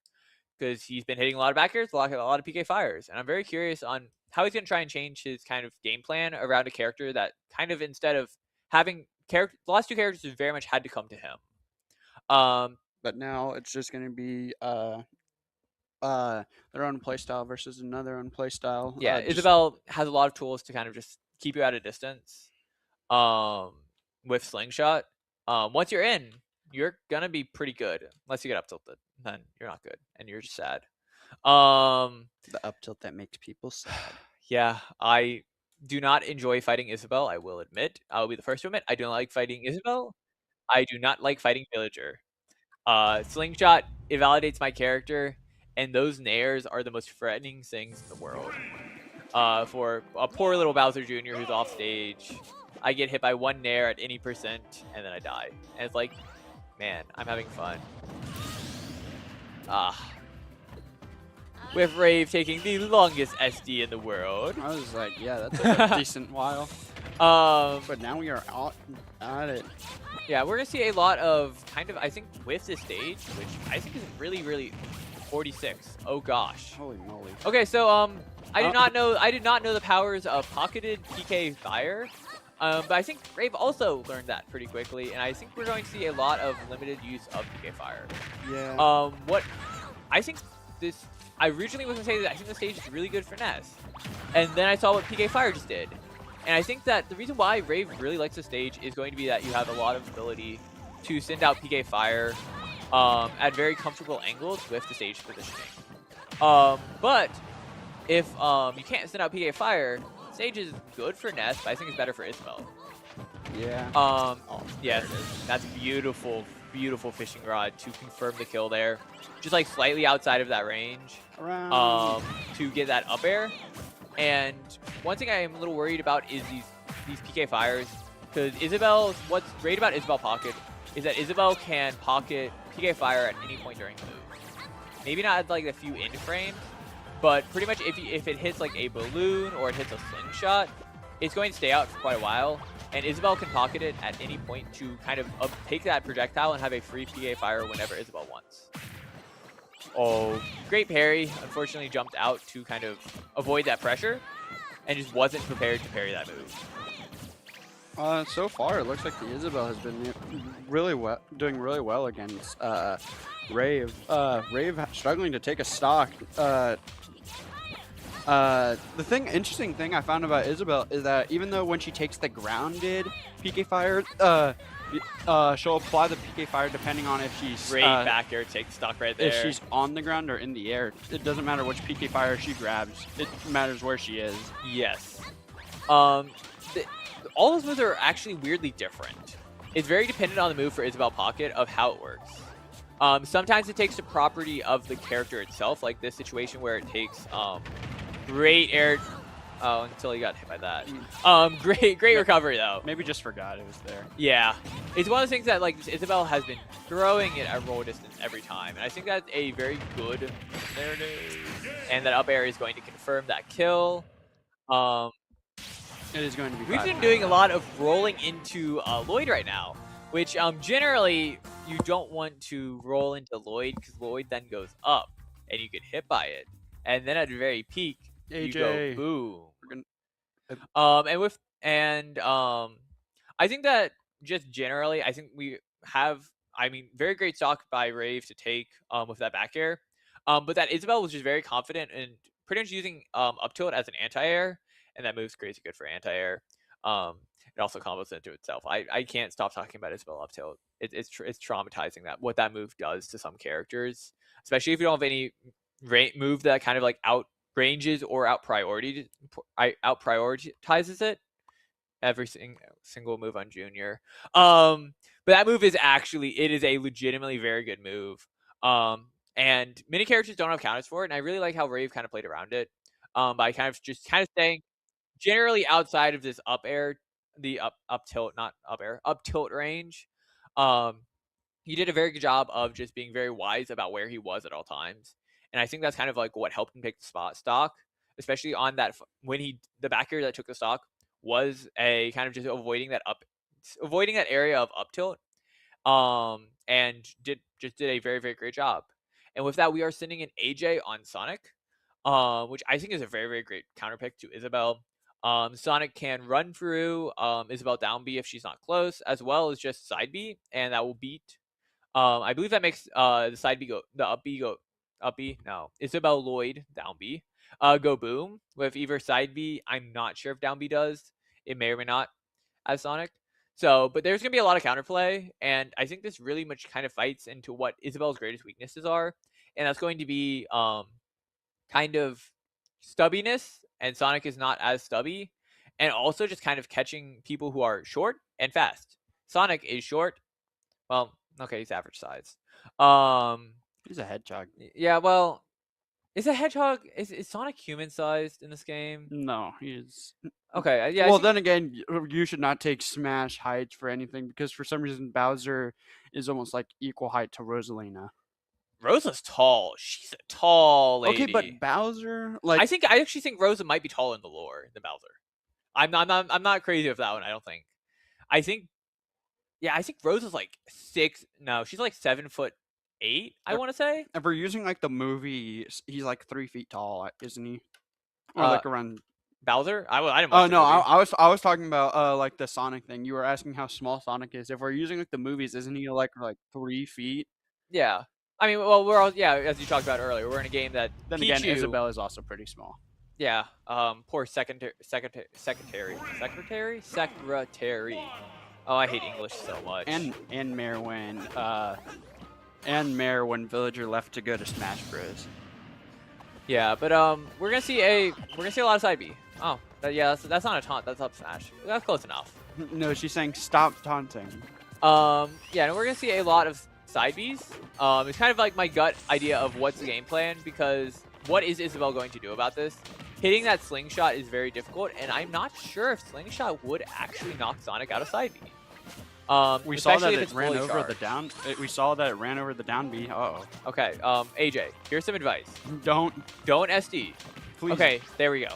I think we've given him the psychopathic like message of don't SD, don't SD. Telekinesis. Telekinesis, yeah, all those are the same. They make like superpowers and like I was gonna say actually as that situation what we were talking about earlier of him just running through the crazy grab range, him just running through that Lloyd on the ground, as well as just in general, it's about like setting up Lloyd and setting up kind of the setup, like kind of that set play. Sonic is going to have a great option of that with going to be those neutral Bs, to just kind of say no, like you just don't need to worry about it anymore. Sonic, one time I think anyone was actually say Sonic neutral B is a good move. When it works. Yeah, well it's guaranteed to work there. But yeah, we'll see that he just runs. Sonic just runs through it. It's just a very important tool to Isabel's kit. Please don't run into the roll distance side to Lloyd. Please don't do it. We saw on pretty much most of our team been doing that. Yeah, I mean, we also have to talk about why Isabel's doing a roll distance Lloyd, because especially like, that's so funny, just running past it, and just kind of saying no to these Isabel back airs. Like what Isabel's doing so well is putting it at roll distance and then just double jump like back airs and landing on flat and just more back airs. It is a very tough setup for many characters to get through. Is Sonic one of those characters? No. Sonic can... Ow. What a snatch. Yoink. Just kind of played just a little bit inside of that range and got punished for it. We were kind of seeing this Isabel kind of stay on Lloyd. And that's because I do believe if Sonic jumps up at the exact time that Lloyd hits, it is going to blow up Sonic, if I'm not mistaken. At the same time, this is gosh, I really hope we don't go to time. God, but like, dude, I felt like I saw the future in front of me. Like, oh no. Well, the answer is the correct decision for AJ in this situation. No matter how much my time doesn't like it. Please don't SD. Is going to be playing very patient and just staying outside of Isabel when Lloyd is on the ground. Which Isabel is going to try and have Lloyd up at all times. So we're in this little ugly situation where Sonic's best decision is to not approach. And Isabel's can't really do anything if the Sonic... Oh! Great F smash. I want to say Kablamo, but it's not respect, sadly. Yeah. So it's one of the situations where Isabel's best decision is to stay with Lloyd. And Sonic's best decision is to not approach when Lloyd is out. So we get this little ugly situation where neither player is going to approach as their most optimal move. Unfortunately, I think both these players want to be hype and cool, and so they're actually playing the game. Which is, the good ending. Yeah, which is probably is the good ending. But it's one of the situations where the most optimal decision is not the funnest for anyone, for the viewers, for the players. Screw optimality. I want hype moments and aura. But I was gonna say, even though I might say that, AJ is still doing it. Both players are still doing a great job in kind of trying to play to their strengths. It's so funny that he just runs by it. Yeah. I was gonna say because you're kind of seeing this great attack. Yeah, homing attack from AJ to stop it. We were kind of trying to see the Isabel slowly take more ground, and that's the situation where if AJ jumps, he gets hit. But you're kind of going to want to see AJ. Wow, such a far grab range. I forget about that. That up throw is pretty crazy, honestly. Yeah, it kills It kills, honestly, what it should kill. Oh, what's your favorite move? Up tilt. Yeah, 2 up tilts and an up air. 29% right there. Great grab, just to use the invincibility grab to yoink the Isabel without getting hit by Lloyd. Yeah, kind of what we've seen is Isabel is doing is kind of planing Lloyd, trying to take a little bit of space, and then great back air. I love that decision. Oh, and barely missed. Do it again. Do it again. Yeah, but Isabel's trying to plant Lloyd, as we see an edge trap, but plant Lloyd, take a little bit of space, and then plant Lloyd again. Problem is Sonic has homing attack to kind of cancel out that decision and punish if you do try and get a little too close. There's the homing attack. Yeah, homing attack is no jump off stage. Probably will bite a fishing. Nope. Barely missed it. But you'll bite that. No. Guys, Stop rolling. Please, at ledge, stop rolling. This Isabel has she's put the Lloyd the same place like every single time. I mean, it is a very, don't get me wrong, it is a very, very, very good Lloyd placement. Even though it is just covering one option, roll, especially, and even just neutral get up, roll back, is one of the most common panic options in Smash Ultimate. So I really do love this that Lloyd. The problem is I'm getting slightly annoyed at our team for keep getting hit by that Lloyd. They are right behind us. Yes. So if someone else does it, he's gonna burst out the room and just... Yeah, but in general, I do think it's a very wonderful Lloyd, and this Isabel is putting so much pressure at the ledge that we are I wouldn't say making mistakes. The Isabel is forcing us into situations where we want to roll. And rolling is bad, as we have kind of seen multiple times now. Rolling is a bad decision that has not worked out particularly well. I think she's done that on every person that she's played against besides I think she actually did do it on Pandora. Now Pandora got hit by it as well. I think every single person that has played Isabel has gotten hit by at least one roll, and especially at that, we saw it at early percent. I think AJ was at 90 when he got hit by that. Yeah, and then it slings up, and then you can get an up air. Yeah, and that up air kind of, I don't know if it combines for that final hit. I think it does combine for that final hit. I was say because that kills pretty well. Yeah. But I think that's one of the things that, it's a learning experience. First time playing as Isabel, you kind of it's a hard thing to know that, oh, your best decision is just wait. No, just wait. Yeah, be willing to wait out that Lloyd and just kind of do that neutral get up and say, okay, this is a fine situation. Because Isabel wants to do a lot of back airs, but we really didn't see much grab.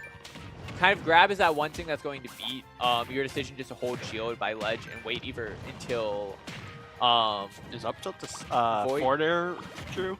Oh yeah, up tilt everything's true. Maybe not up smash. No, I know up smash is not true. No, I was like that. No way. Up tilt, but up tilt any aerial is true. Sometimes best decisions up tilt down air, which is really funny. Let's see if Pandora makes the mistake of rolling. Yeah, I think this is a very wonderful decision because of... let me rephrase. The stage is a very great decision because you do have that little bit of extra... One, it's just a good village stage. Two, you also have a little bit more leeway in kind of getting off ledge with that platform right there. I think the reason why Isabel really likes this as well is because of... Your back airs are going to get a little better, and you can also threaten down air. Oh, I love that Lloyd. That's such a nasty Lloyd to cover weight at ledge. Great up smash. Great up smash out of shield that's going to call a grab. And gets a free Lloyd with the invincibility. Yeah. Oh my god. Just doing a great job of... We have a new Lloyd setup. And that is a very great Lloyd setup. Because that covers... No! Yeah, I mean, it's a situation that you want to roll. You are scared, and that was a trip. And I don't know if either player recognized that was a trip. Lloyd the wrong way. It's one of the things that way. Yeah, you just want to get Lloyd out of there. It's just really interesting. I was gonna say we are now seeing... Yeah, we're seeing a lot of pocketed... Oh, almost hit. Yeah. She took the tree again. We're just seeing Pandora slightly move up with trees. I would be scared of pocket. Ooh, and that is going to kill if it hits. Ah. Oh, what the heck was that? What? Okay, Lloyd counter. Dude, I had the same reaction. Okay, as Pandora. What happened there was a Lloyd counter on Isabel down B. Pandora really loves to hit people with Lloyd counter.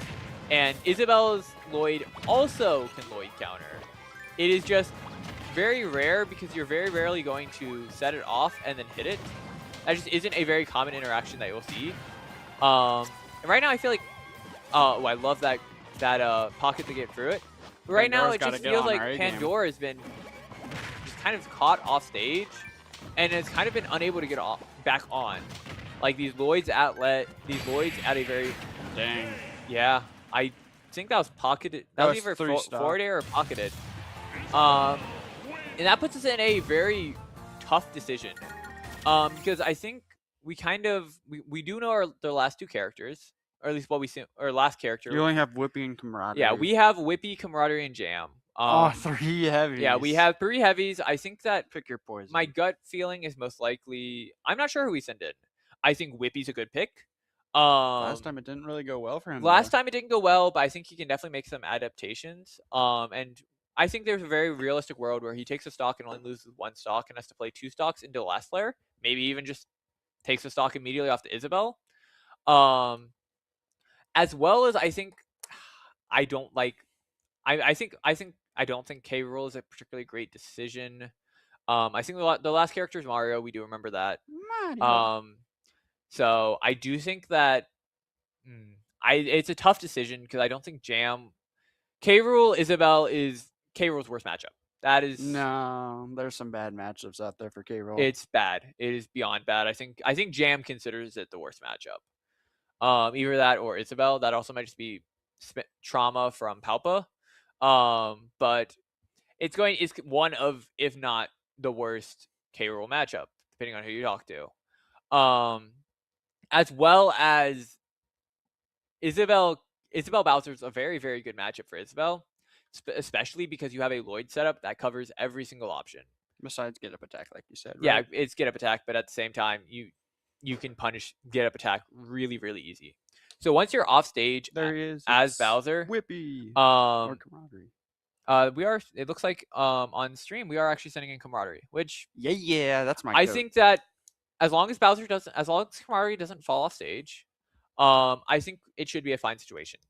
I think where we run into some of these problems is going to be if he gets off stage, and if Isabel has already kind of shown that they know the setups of like the correct Lloyds and kind of what to get into. So I think that it's a little interesting. I think that Bowser is a good decision for kind of what will come in next, and probably comfortable in that. And we haven't seen camaraderie into the Isabel yet, so we don't actually know how this is going to end up. Maybe camaraderie just has a few great interactions, a neutral B, and the Isabel's dead. Like, could be as simple as that. But in those situations, if this Isabel has that setup and has that knowledge, especially if we find ourselves in like stage, like hopefully we won't find Small Battlefield. Small Battlefield is probably the worst stage. PS2 is also not great because once you get that setup, as Isabel, you just fishing rod, and if you fishing rod, you cover every option. Because that is the one that's going to cover neutral get up. Got Small Battlefield. Yeah. Small Battlefield. It's not an intuitive ban, I will admit. Unless you're knowledgeable on Isabel Bowser, it's just not an intuitive ban. Maybe he does know about Isabel Bowser though. I don't know what Isabel experience he would have. Maybe online. But we're kind of gonna see, because you still have to play the game. Big thing is Isabel has to get Bowser off stage. Bowser is a big body that can. Oh no. Yeah, unfortunate SD from camaraderie. Yeah, it's still, both characters are still gonna have to play the game. Bowser has just great tools against Isabel. If Isabel gets too close, there's just gonna be neutral Bs, as well as Flame Breath, just kind of keep that like mid range. Yeah, we're just gonna see a lot of kind of these fire breaths to rack up a ton of damage. And Bowser, I think Bowser might struggle to get in against these slingshots just because he is such a big body. Oh, got rid of it. Yeah, got rid of it, but you're at that range that you're gonna take a hit. But like, nobody's getting hurt by far distance slingshot. It's annoying, don't get me wrong. But nobody's gonna get hurt too much from a long distance slingshot. And now we get some beautiful ledge strapping from camaraderie. You're going the other way. Oh. Just barely did not hit. Is this the thing? No, it is not. It looks like it's just going to be that simple roll setup that Isabel's doing for a while. It is I will admit that Isabel's thing is going to be a very precise placement. And you do need a little bit of time to set it up. And yeah, that's seems I don't know Isabel. Klapp. Huh. I think he doesn't want to stale forward throw because I think forward throw now kills in this situation. I think, well, the answer is a lot of Bowser moves kill. So, yeah, that's a fishing rod. Whoa! Ooh, great recovery. Camaraderie, the GOAT at recovering. Like, his recovery skills is absolutely incredible. Now it's just kind of like both characters has a ton of kill options available, and they are just kind of going to be one hit of each. One hit, one fishing rod. There's the side B. Yep. And that side B is so important because that keeps 2 stocks going into the final flare. So there's going to be, it's much easier. It's much easier to do. It's very, very doable. I think the big thing is that it is very doable, and we are most likely going to see a Mario most likely come in. Bowser is a big body. So Bowser, it might suffer a little bit because of that. Yeah, canon matchup for the end of game 2. Mario Galaxy movie. Oh my god. Yeah, still haven't watched it. I probably won't watch it. Apparently, there's a lot of characters from Smash Bros. In it, from what I've heard. Yeah, I've heard that there are many that takes appearances, and I will not spoil, but I know Rosalina Luma is in it. Fox is in it. Yeah, Fox is in it. I just don't know why Fox is in it. I haven't thought about it, and I don't want to think about it. It's the Mario Galaxy. Who travels the galaxy? Fox McCloud. Have you played Mario Galaxy? Well, so anyways, yeah. Since Fox is in it, maybe Falco's in it too. I think you have enough representation of one egotistical Fox. We don't need an We don't need an over. Is Falco egotistical? I don't know. I know he prefers the air. Yeah, he does. What about Lombardi? I bet Lombardi would like if Falco's in it. I think so as well. Lombardi's an alumni of Miami. Our team captain for the varsity team. One of the best 2 years Ohio players. And I believe, yeah, he was ranked 5. I think he was. He was top 5. Yeah. I think he might have been. I think he was 5 in state last year. So a very, very solid player. Always great to see some Falco gameplay. Until I realize I'm fighting as Falco, and then up tilt hurts too much. Yeah, up tilt's a good move on Falco, but also we're not seeing Falco. We are going to be seeing Mario come in, and Mario up tilt got murdered from Smash 4 to Smash Ultimate. So it's still a niche combo extender, but it's no longer the staple of down barrel down throw up tilt up smash. But I think there's a lot to talk about within Bowser Mario, and it's mostly going to be in how dangerous Mario is in pretty much combos. Bowser is a big body, and Bowser is going to take a lot of hits. And kind of what we've seen from his Mario before is Mario is going to play this like no taunt from Mario, disrespectful. Mario's gonna play this kind of like going for these nairs, going for these down airs, to kind of get into the combos. And then once he's like, hey, wow, you know how we were talking about up tilt as a niche combo extender, and there it was right there as a niche, but a very, very solid decision for that combo extender. Forward aerial. But yeah, at these early percents, you're going to see a lot of like down air. I think down air is this Mario's move, rather than like up tilt or nair. We're gonna see a lot of down air. I love that up. I love that up air from Bowser, but just barely missed. And then once you get to that kill percent, you're going to see, once you get to kind of these kill percents, this Mario really loves to throw out a lot of up smashes. Great pivot up tilt. To be fair, Mario up smash is pretty good, honestly. It is a good move. Yeah! Boom. Yeah, on plat with questionable DI and rage. Very much killed. Yeah, we are going to see back airs now. We're going to see back airs, and then eventually when I think he's going to read a camaraderie roller here, and he's going to up smash. Yeah. I was like, normal get up camaraderie. Do it. Aw. Yeah, he tried to get the camaraderie is so right. Dude, he's the GOAT, dude. Yeah. Oh. Huge damage into Fire Breath. But look, I was going to say, once Camaradie's in kill percent, this Mario is going back here. And I think if Camaradie plays very well, he's going to do a run-up. So long. So long, King Bowser. Yeah.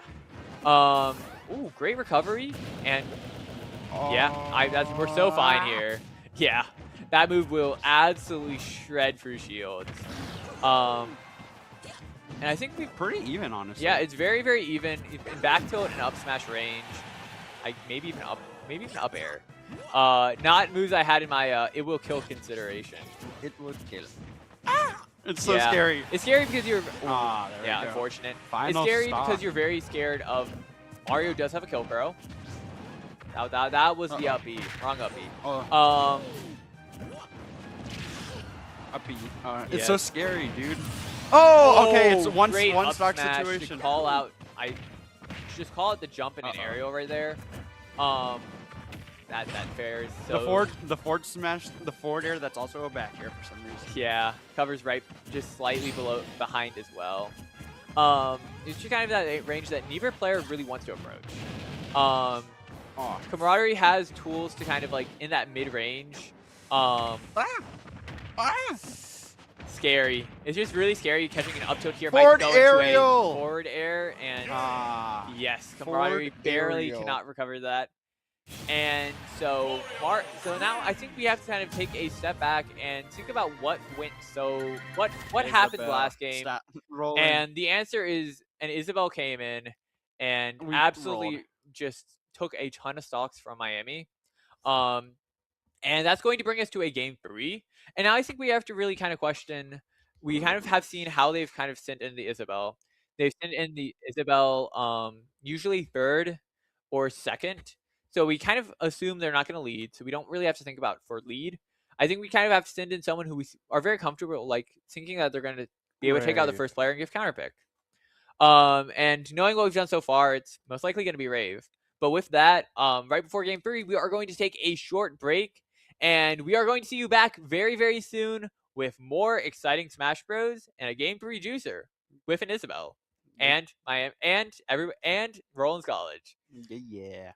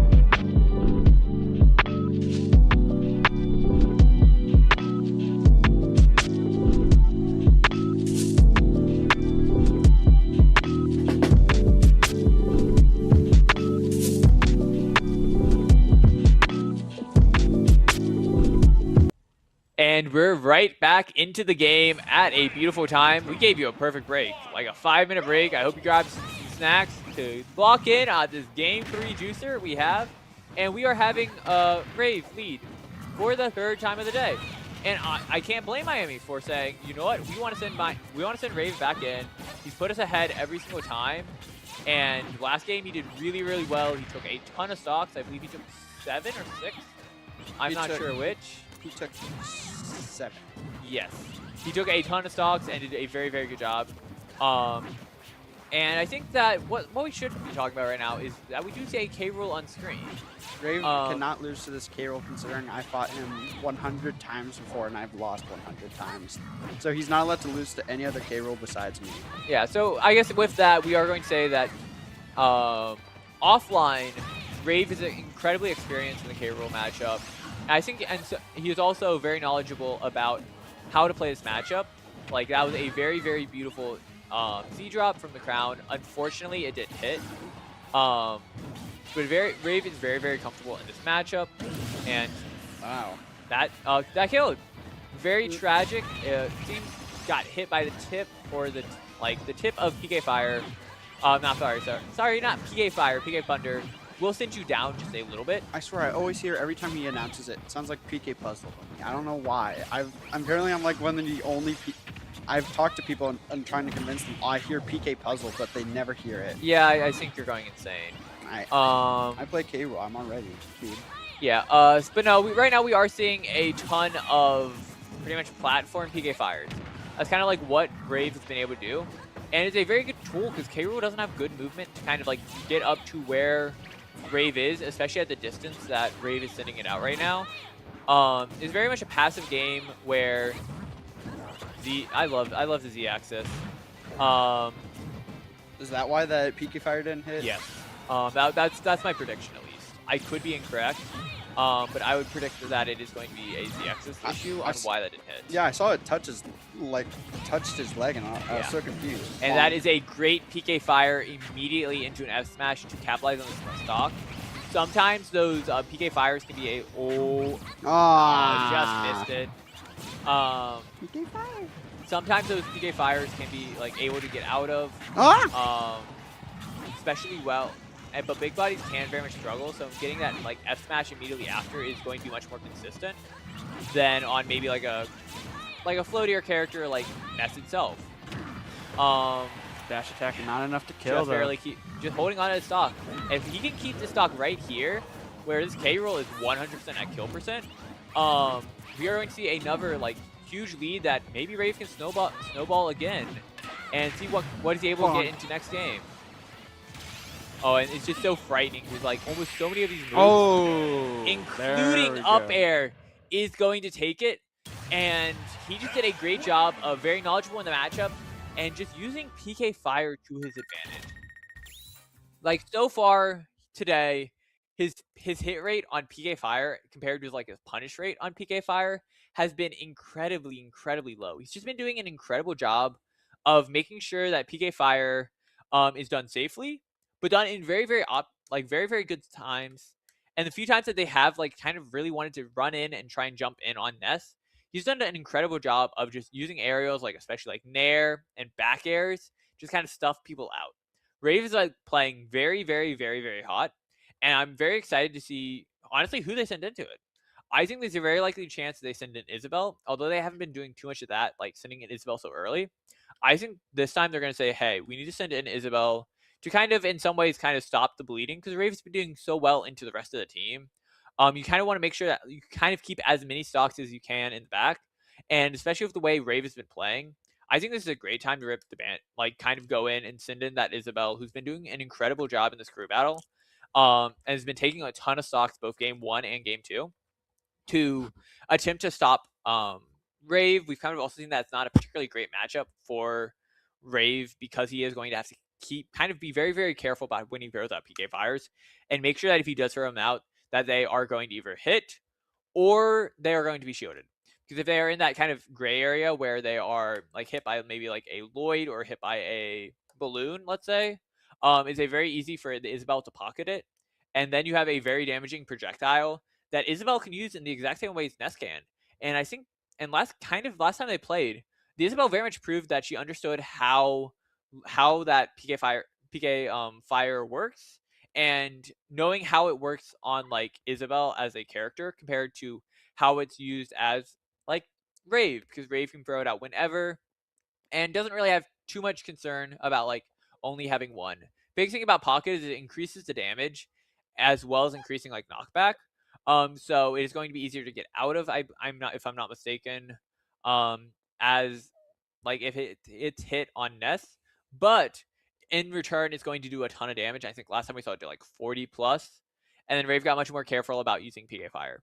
So it's definitely something that Rave has been using so well today. I think he shouldn't entirely get rid of that plan of using PK Fire.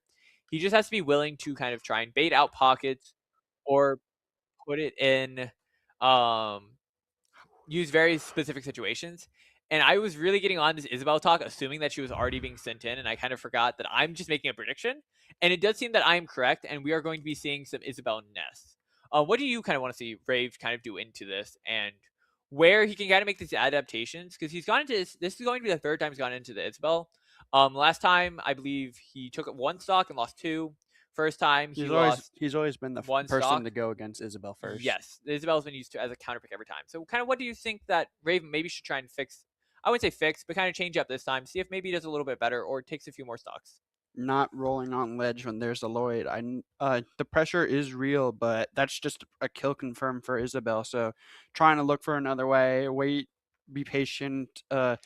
Just try to assess the situation before you make any rash decisions. Also, like you said, watch out with the PK fire. The pocket gives Isabel a really good neutral kind of state move and advantage state. So watching out for when you're going to use your PK fire. But also one thing I haven't seen yet is also the recovery, because what he has to recover with PK Thunder, and if Isabel just pockets that, then he just gets no chance to recover. So he has to be careful the way he recovers. Yeah, it's not as relevant as it was like with Rose's down B in Smash 4 against Ness and Lucas. I don't think Lucas was as bad. But it's one of those things that it's you have to be very careful about the angles you choose. You can't be too close to the stage. If you're too close to the stage, you're kind of like you might get if you're too close, Isabel's going to be able to kind of sprint over and pocket it. You kind of want this like kind of the normal angle that Nesses are going to generally go at.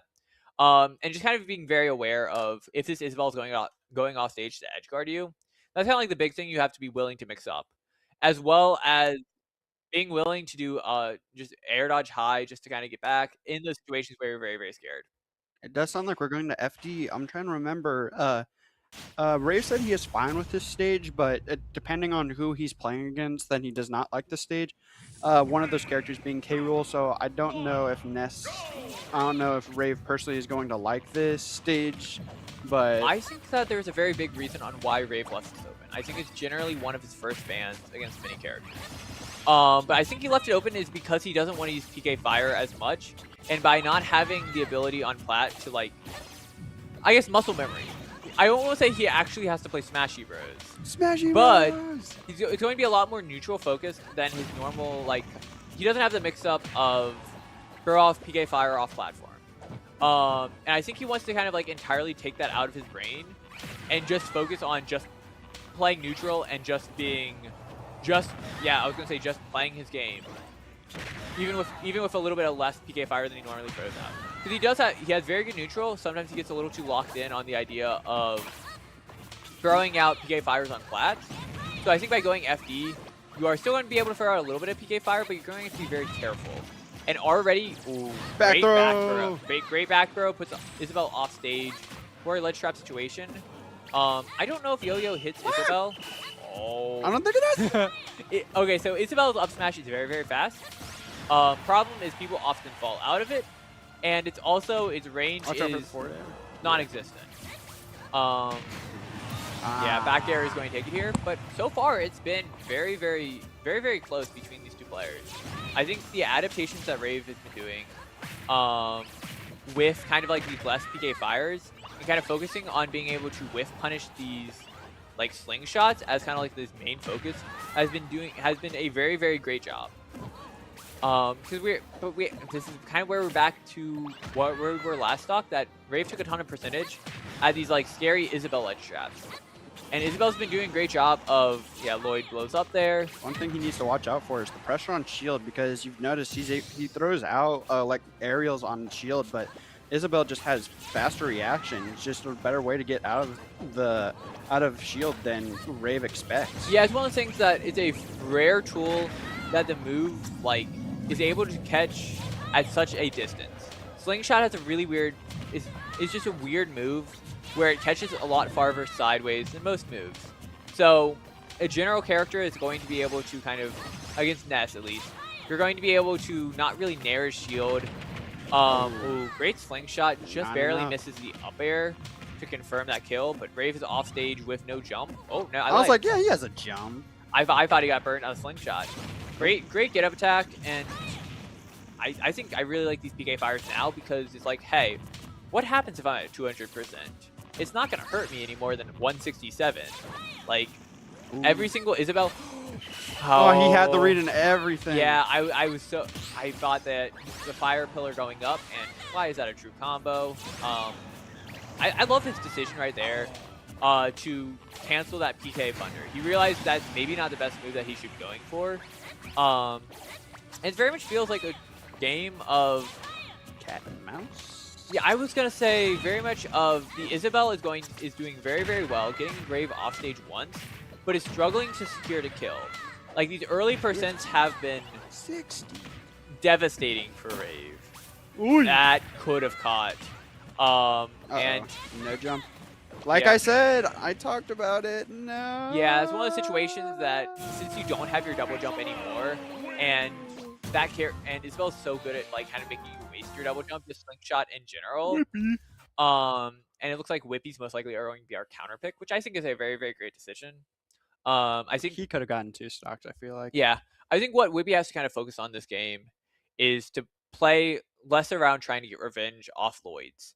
Because I think that was a kind of like a mini game. Like, he was trying to play rock, paper, scissors, shoot with the Isabel. But the Isabel can react like before Whippy can. Opposite way around. The Isabel can respond to what Whippy does slightly after and still get away with it. So it's an ugly game of I want to counter Lloyd, but Isabel can make it go a little faster. Or Isabel cannot make it go faster, but the Isabel can react to it. So trying to get those revenges on those kind of Lloyds is not, I don't think it's the wisest decision. I think if the Isabel is off stage, maybe you take a gander at it. But worst case, Lloyd is not a strong move. Last hit Lloyd strong. First hit Lloyd, it's kind of like revenging a slingshot or revenging a character's jab. Sure, you have revenge now and it does an extra 20%, but is it really worth that gamble like every single time of will I get it or will I not get it? It's kind of like that risk that I don't know if you really want to take. And that's kind of and especially if Incineroar are having so many good tools just to say, hey, no, I don't want to deal with this. To that move.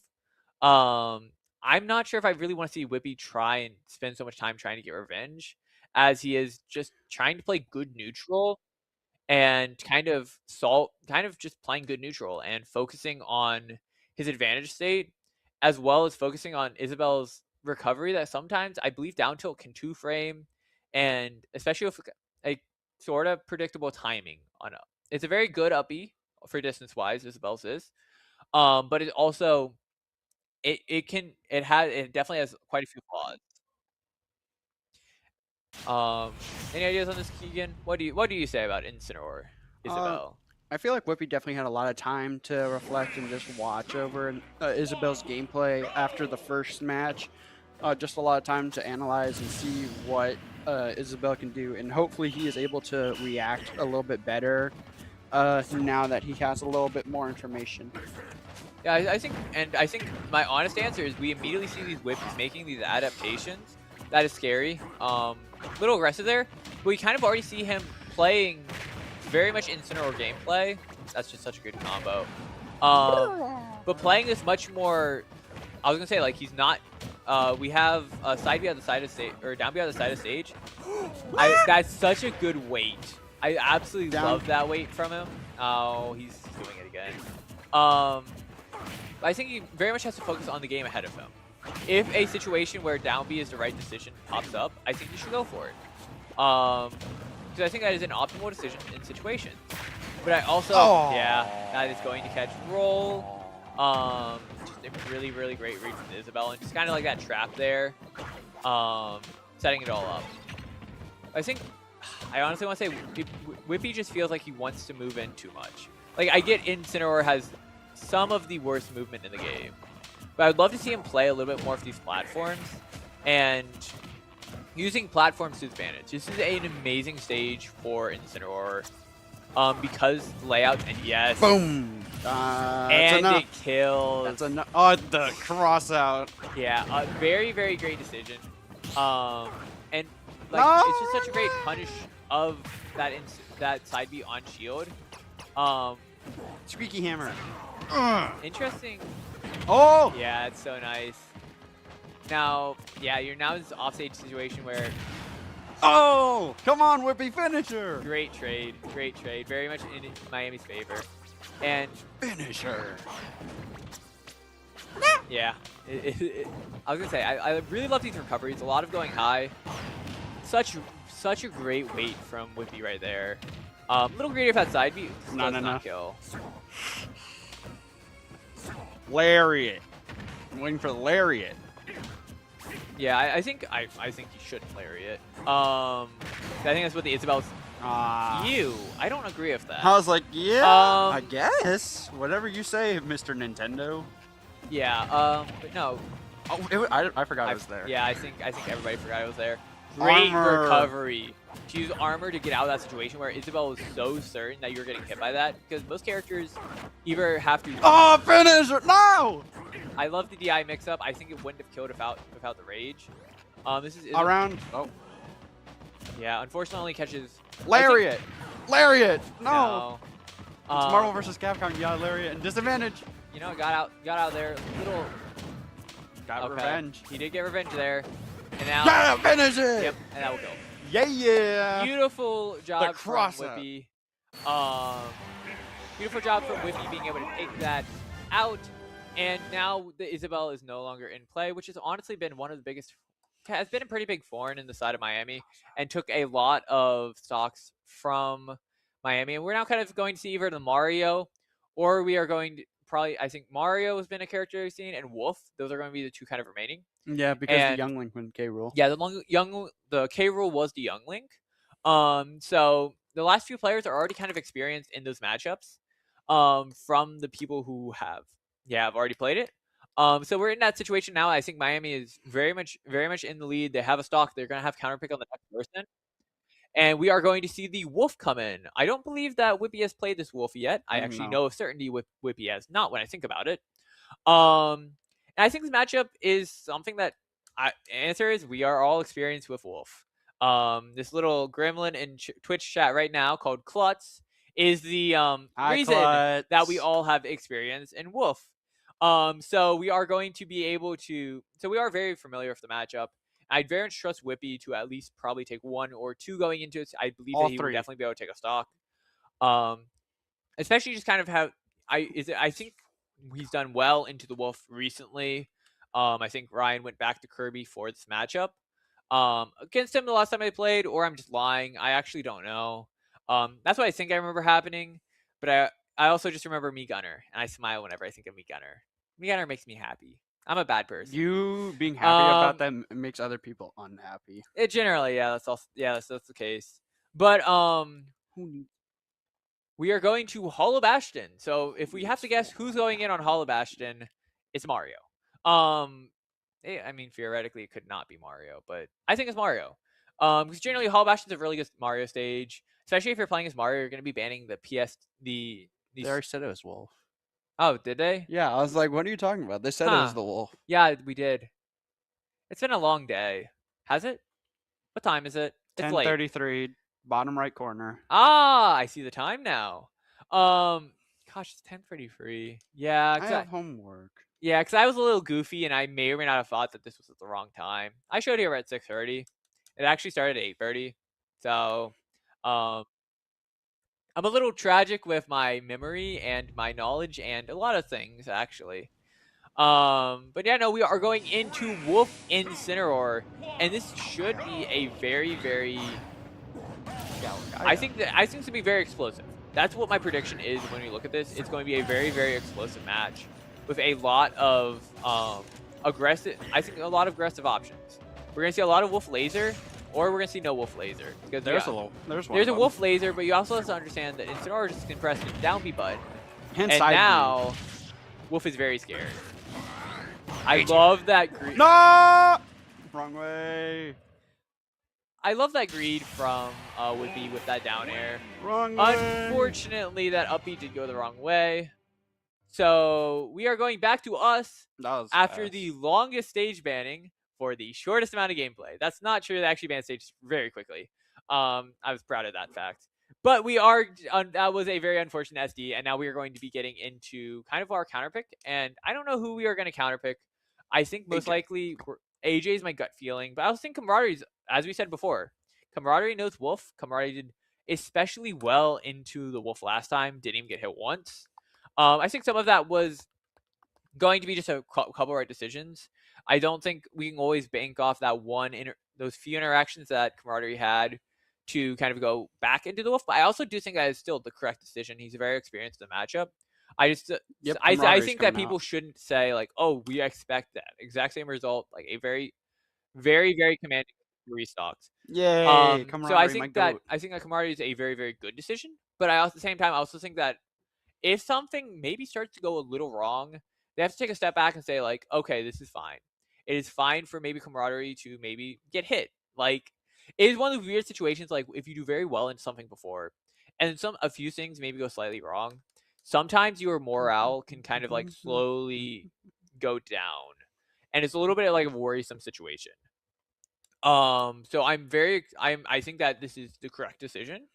But I also think that Miami cannot, like, as a team, cannot just say like, oh, we got this easy. We're sending Camaraderie into the Wolf. We saw what happened last time. That can be a very harming mentality. It's very easy to kind of get locked into, and then if something goes wrong, it can be a little rough. So with that, do you have any, as you playing a big buddy yourself, do you have any ideas of kind of like what Wolf would do particularly well into Bowser with? Personally, I don't really place against Wolf often. I've played against Klutz, but for what's good against K-Rool, getting in, pressuring during shield. But the thing is that Camaraderie, especially Bowser, just doesn't have that problem if you're on his shield. So one thing I think you could take advantage of is just the bad recovery Bowser has to offer, and just being combo food for most of the characters. So Wolf combos are gonna work pretty well. Bread and butters like down throw into dash attack. Those to start up damage, and just overall, Caleb Camaraderie having a just really weak recovery and able to be just exploited. Yeah, I think the big things here that we're going to be seeing a lot of, it's going to be the uppies out of shield. That's something that we saw the Wolf kind of doing a little bit last time with like a little bit of unsafe options on shield. And those have kind of, at times, it did cost Wolf a lot of interactions. So I think what Wolf wants a lot of is going to be these interactions. It wants to just very much play the game. With Bowser being able to do so much damage so quickly, like already at 44, and that one slightly bad mistake there from the Wolf, that would have been death. Yeah. Shield break into forward smash. Yeah, so we're going to see a lot of, so you're kind of such a great up smash, calling out the landing there. He's just playing very, very well, and just knowing when to swing. I think that's a big thing that Camaradie's been doing so well into this Wolf, is knowing when swinging is good, and when maybe just jumping out and resetting to a different situation is just a better decision. Yeah. I find I'm very down throw into side B, do it. Yeah, and that is going to kill very easily. It's just very much, I feel like Camaraderie takes control of this match. Like, just kind of, I don't think the Wolf is just unsure of how to get in. And Camaradie's just been able. Oh my god. Yeah. Oh my It's just been a lot of trying to come in from this 45 and landing on Bowser. And Bowser, with like up smash and just quite a few other tools, has a ton of options just to say, hey, yeah, no. It's a lot of, we're seeing a lot of dash attack. It's kind of like Wolf's option of trying to get in. I feel like he should And be doing some more, like, being more patient, trying to put some lasers out. That's something that I feel like the Wolf could have been trying to do better, just get some chip damage in. yeah, sometimes you have to understand that like giving Oh, at tried to such go a for the beautiful read. weight, and I think he was right. Just wasn't certain he was going to be able to get it. Being Well. willing to be patient in this game is so yeah. I was gonna say the wolf is learning. I'm very proud of that wolf for air dodging there. If he landed with another aerial, Bowser's armor right there is going to kill the wolf. That's it. Yep. Just very great play of playing when. I think he knew when the wolf was scared. I think that's the biggest thing that he did so well in that match is he knew when the wolf was scared. English did not English there. But when the wolf was scared, he showed it. And Camaraderie did an amazing job of calling that out. It kind of felt like the wolf sometimes would get a little predictable if it's option. When it was coming in at a 45, he was going to aerial. At the end, he finally didn't and was able to escape with an air dodge. But generally, when he was coming in at 45, he wanted an aerial. And compared to when he was coming in from the side, he either wanted grab or dash attack. It's one of those things that he never really ran in and then jumped.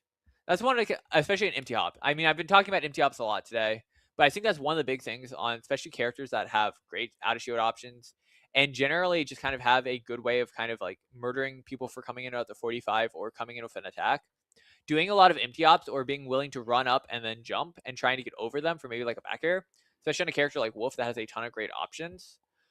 Being willing to be above Bowser is not really a terrible thing.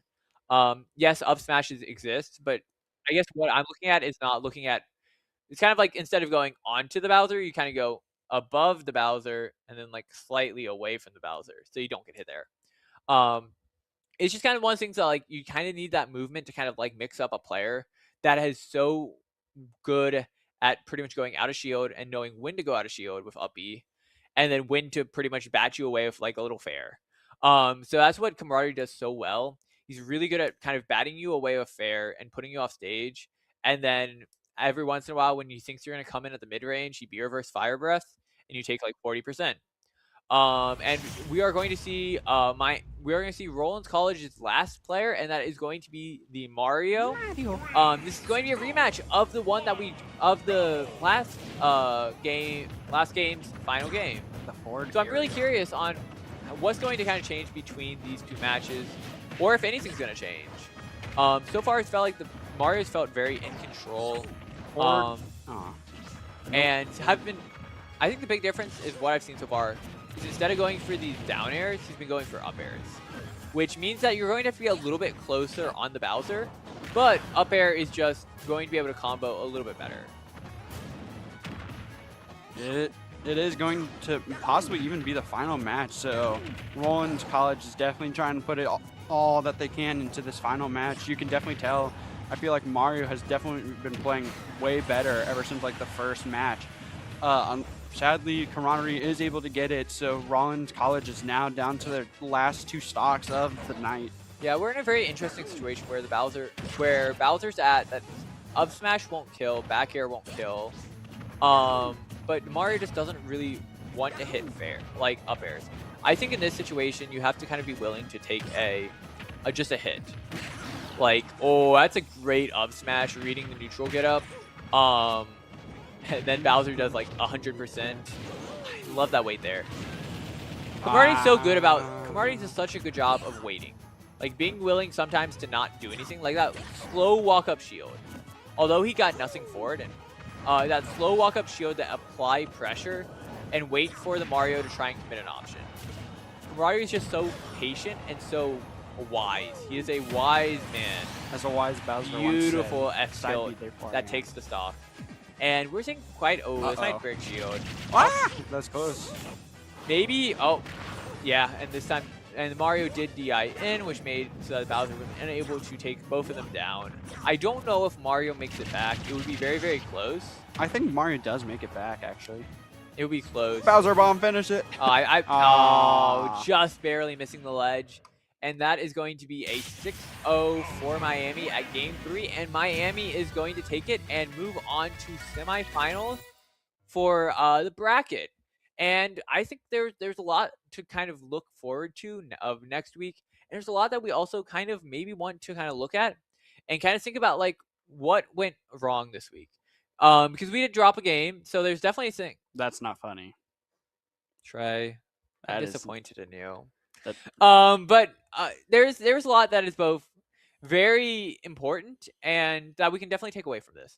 I think the big thing is going to be kind of the way that we did keep we have mentality good even after kind of like that bad game 2 that kind of ended a little tragically.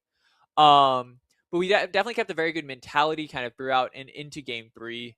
It's one of those things that I think there's mistakes that were made. Maybe some send-ins could have been questioned, but I think generally they had a good decisions on quite a lot of gameplay itself. But we do have to it's kind of like confirming those kills at the very end.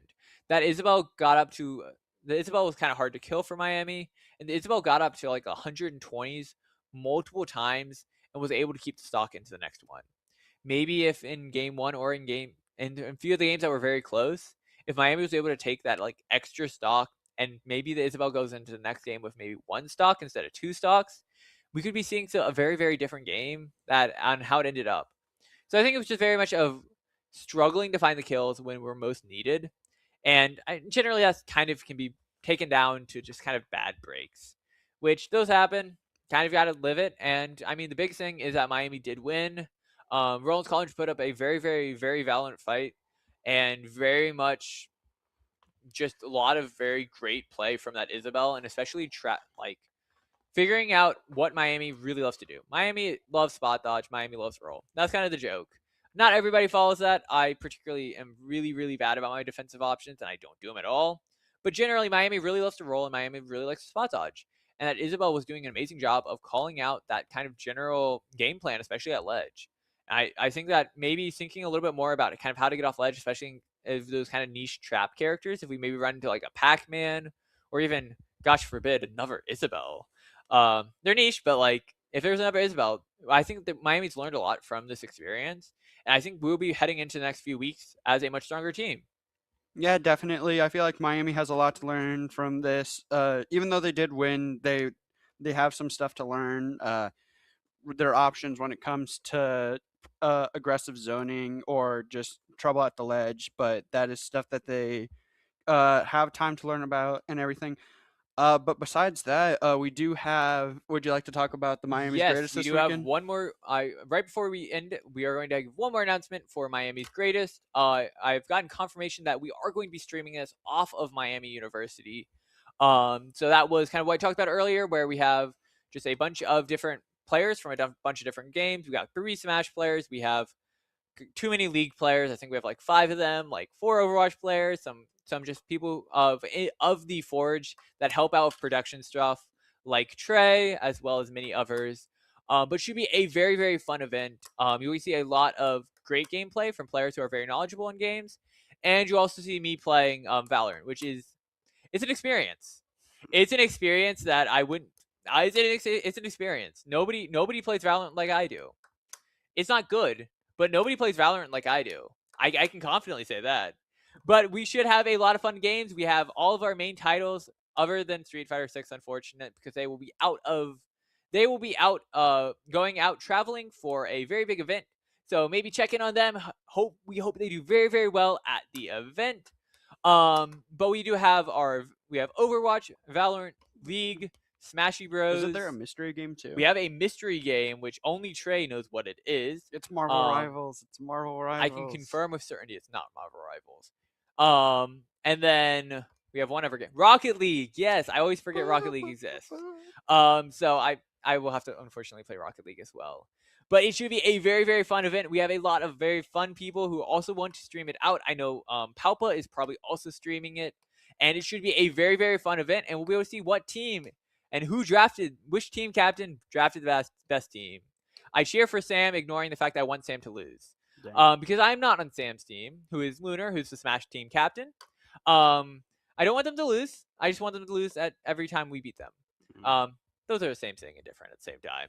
But no, it should be a ton of fun, and be excited to watch it over the weekend. It's going to be on both Saturday and Sunday, as well as if you want to watch anybody in particular, like if you really want to watch Paupa, who's both very good at quite a few of the games. He should be a very fun perspective, as well as just Miami University, which I believe is going to be a more general spectator kind of view.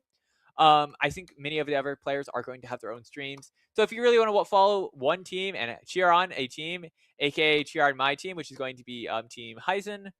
Heisenberg. Yes. So it should be a ton of fun. And with that, I think. Do you have anything else to say, or are we good? We are. Have a great rest of the day, which is only like an hour. But have a great rest of the day, and we hope to see you over the weekend for Miami's Greatest. Bye bye.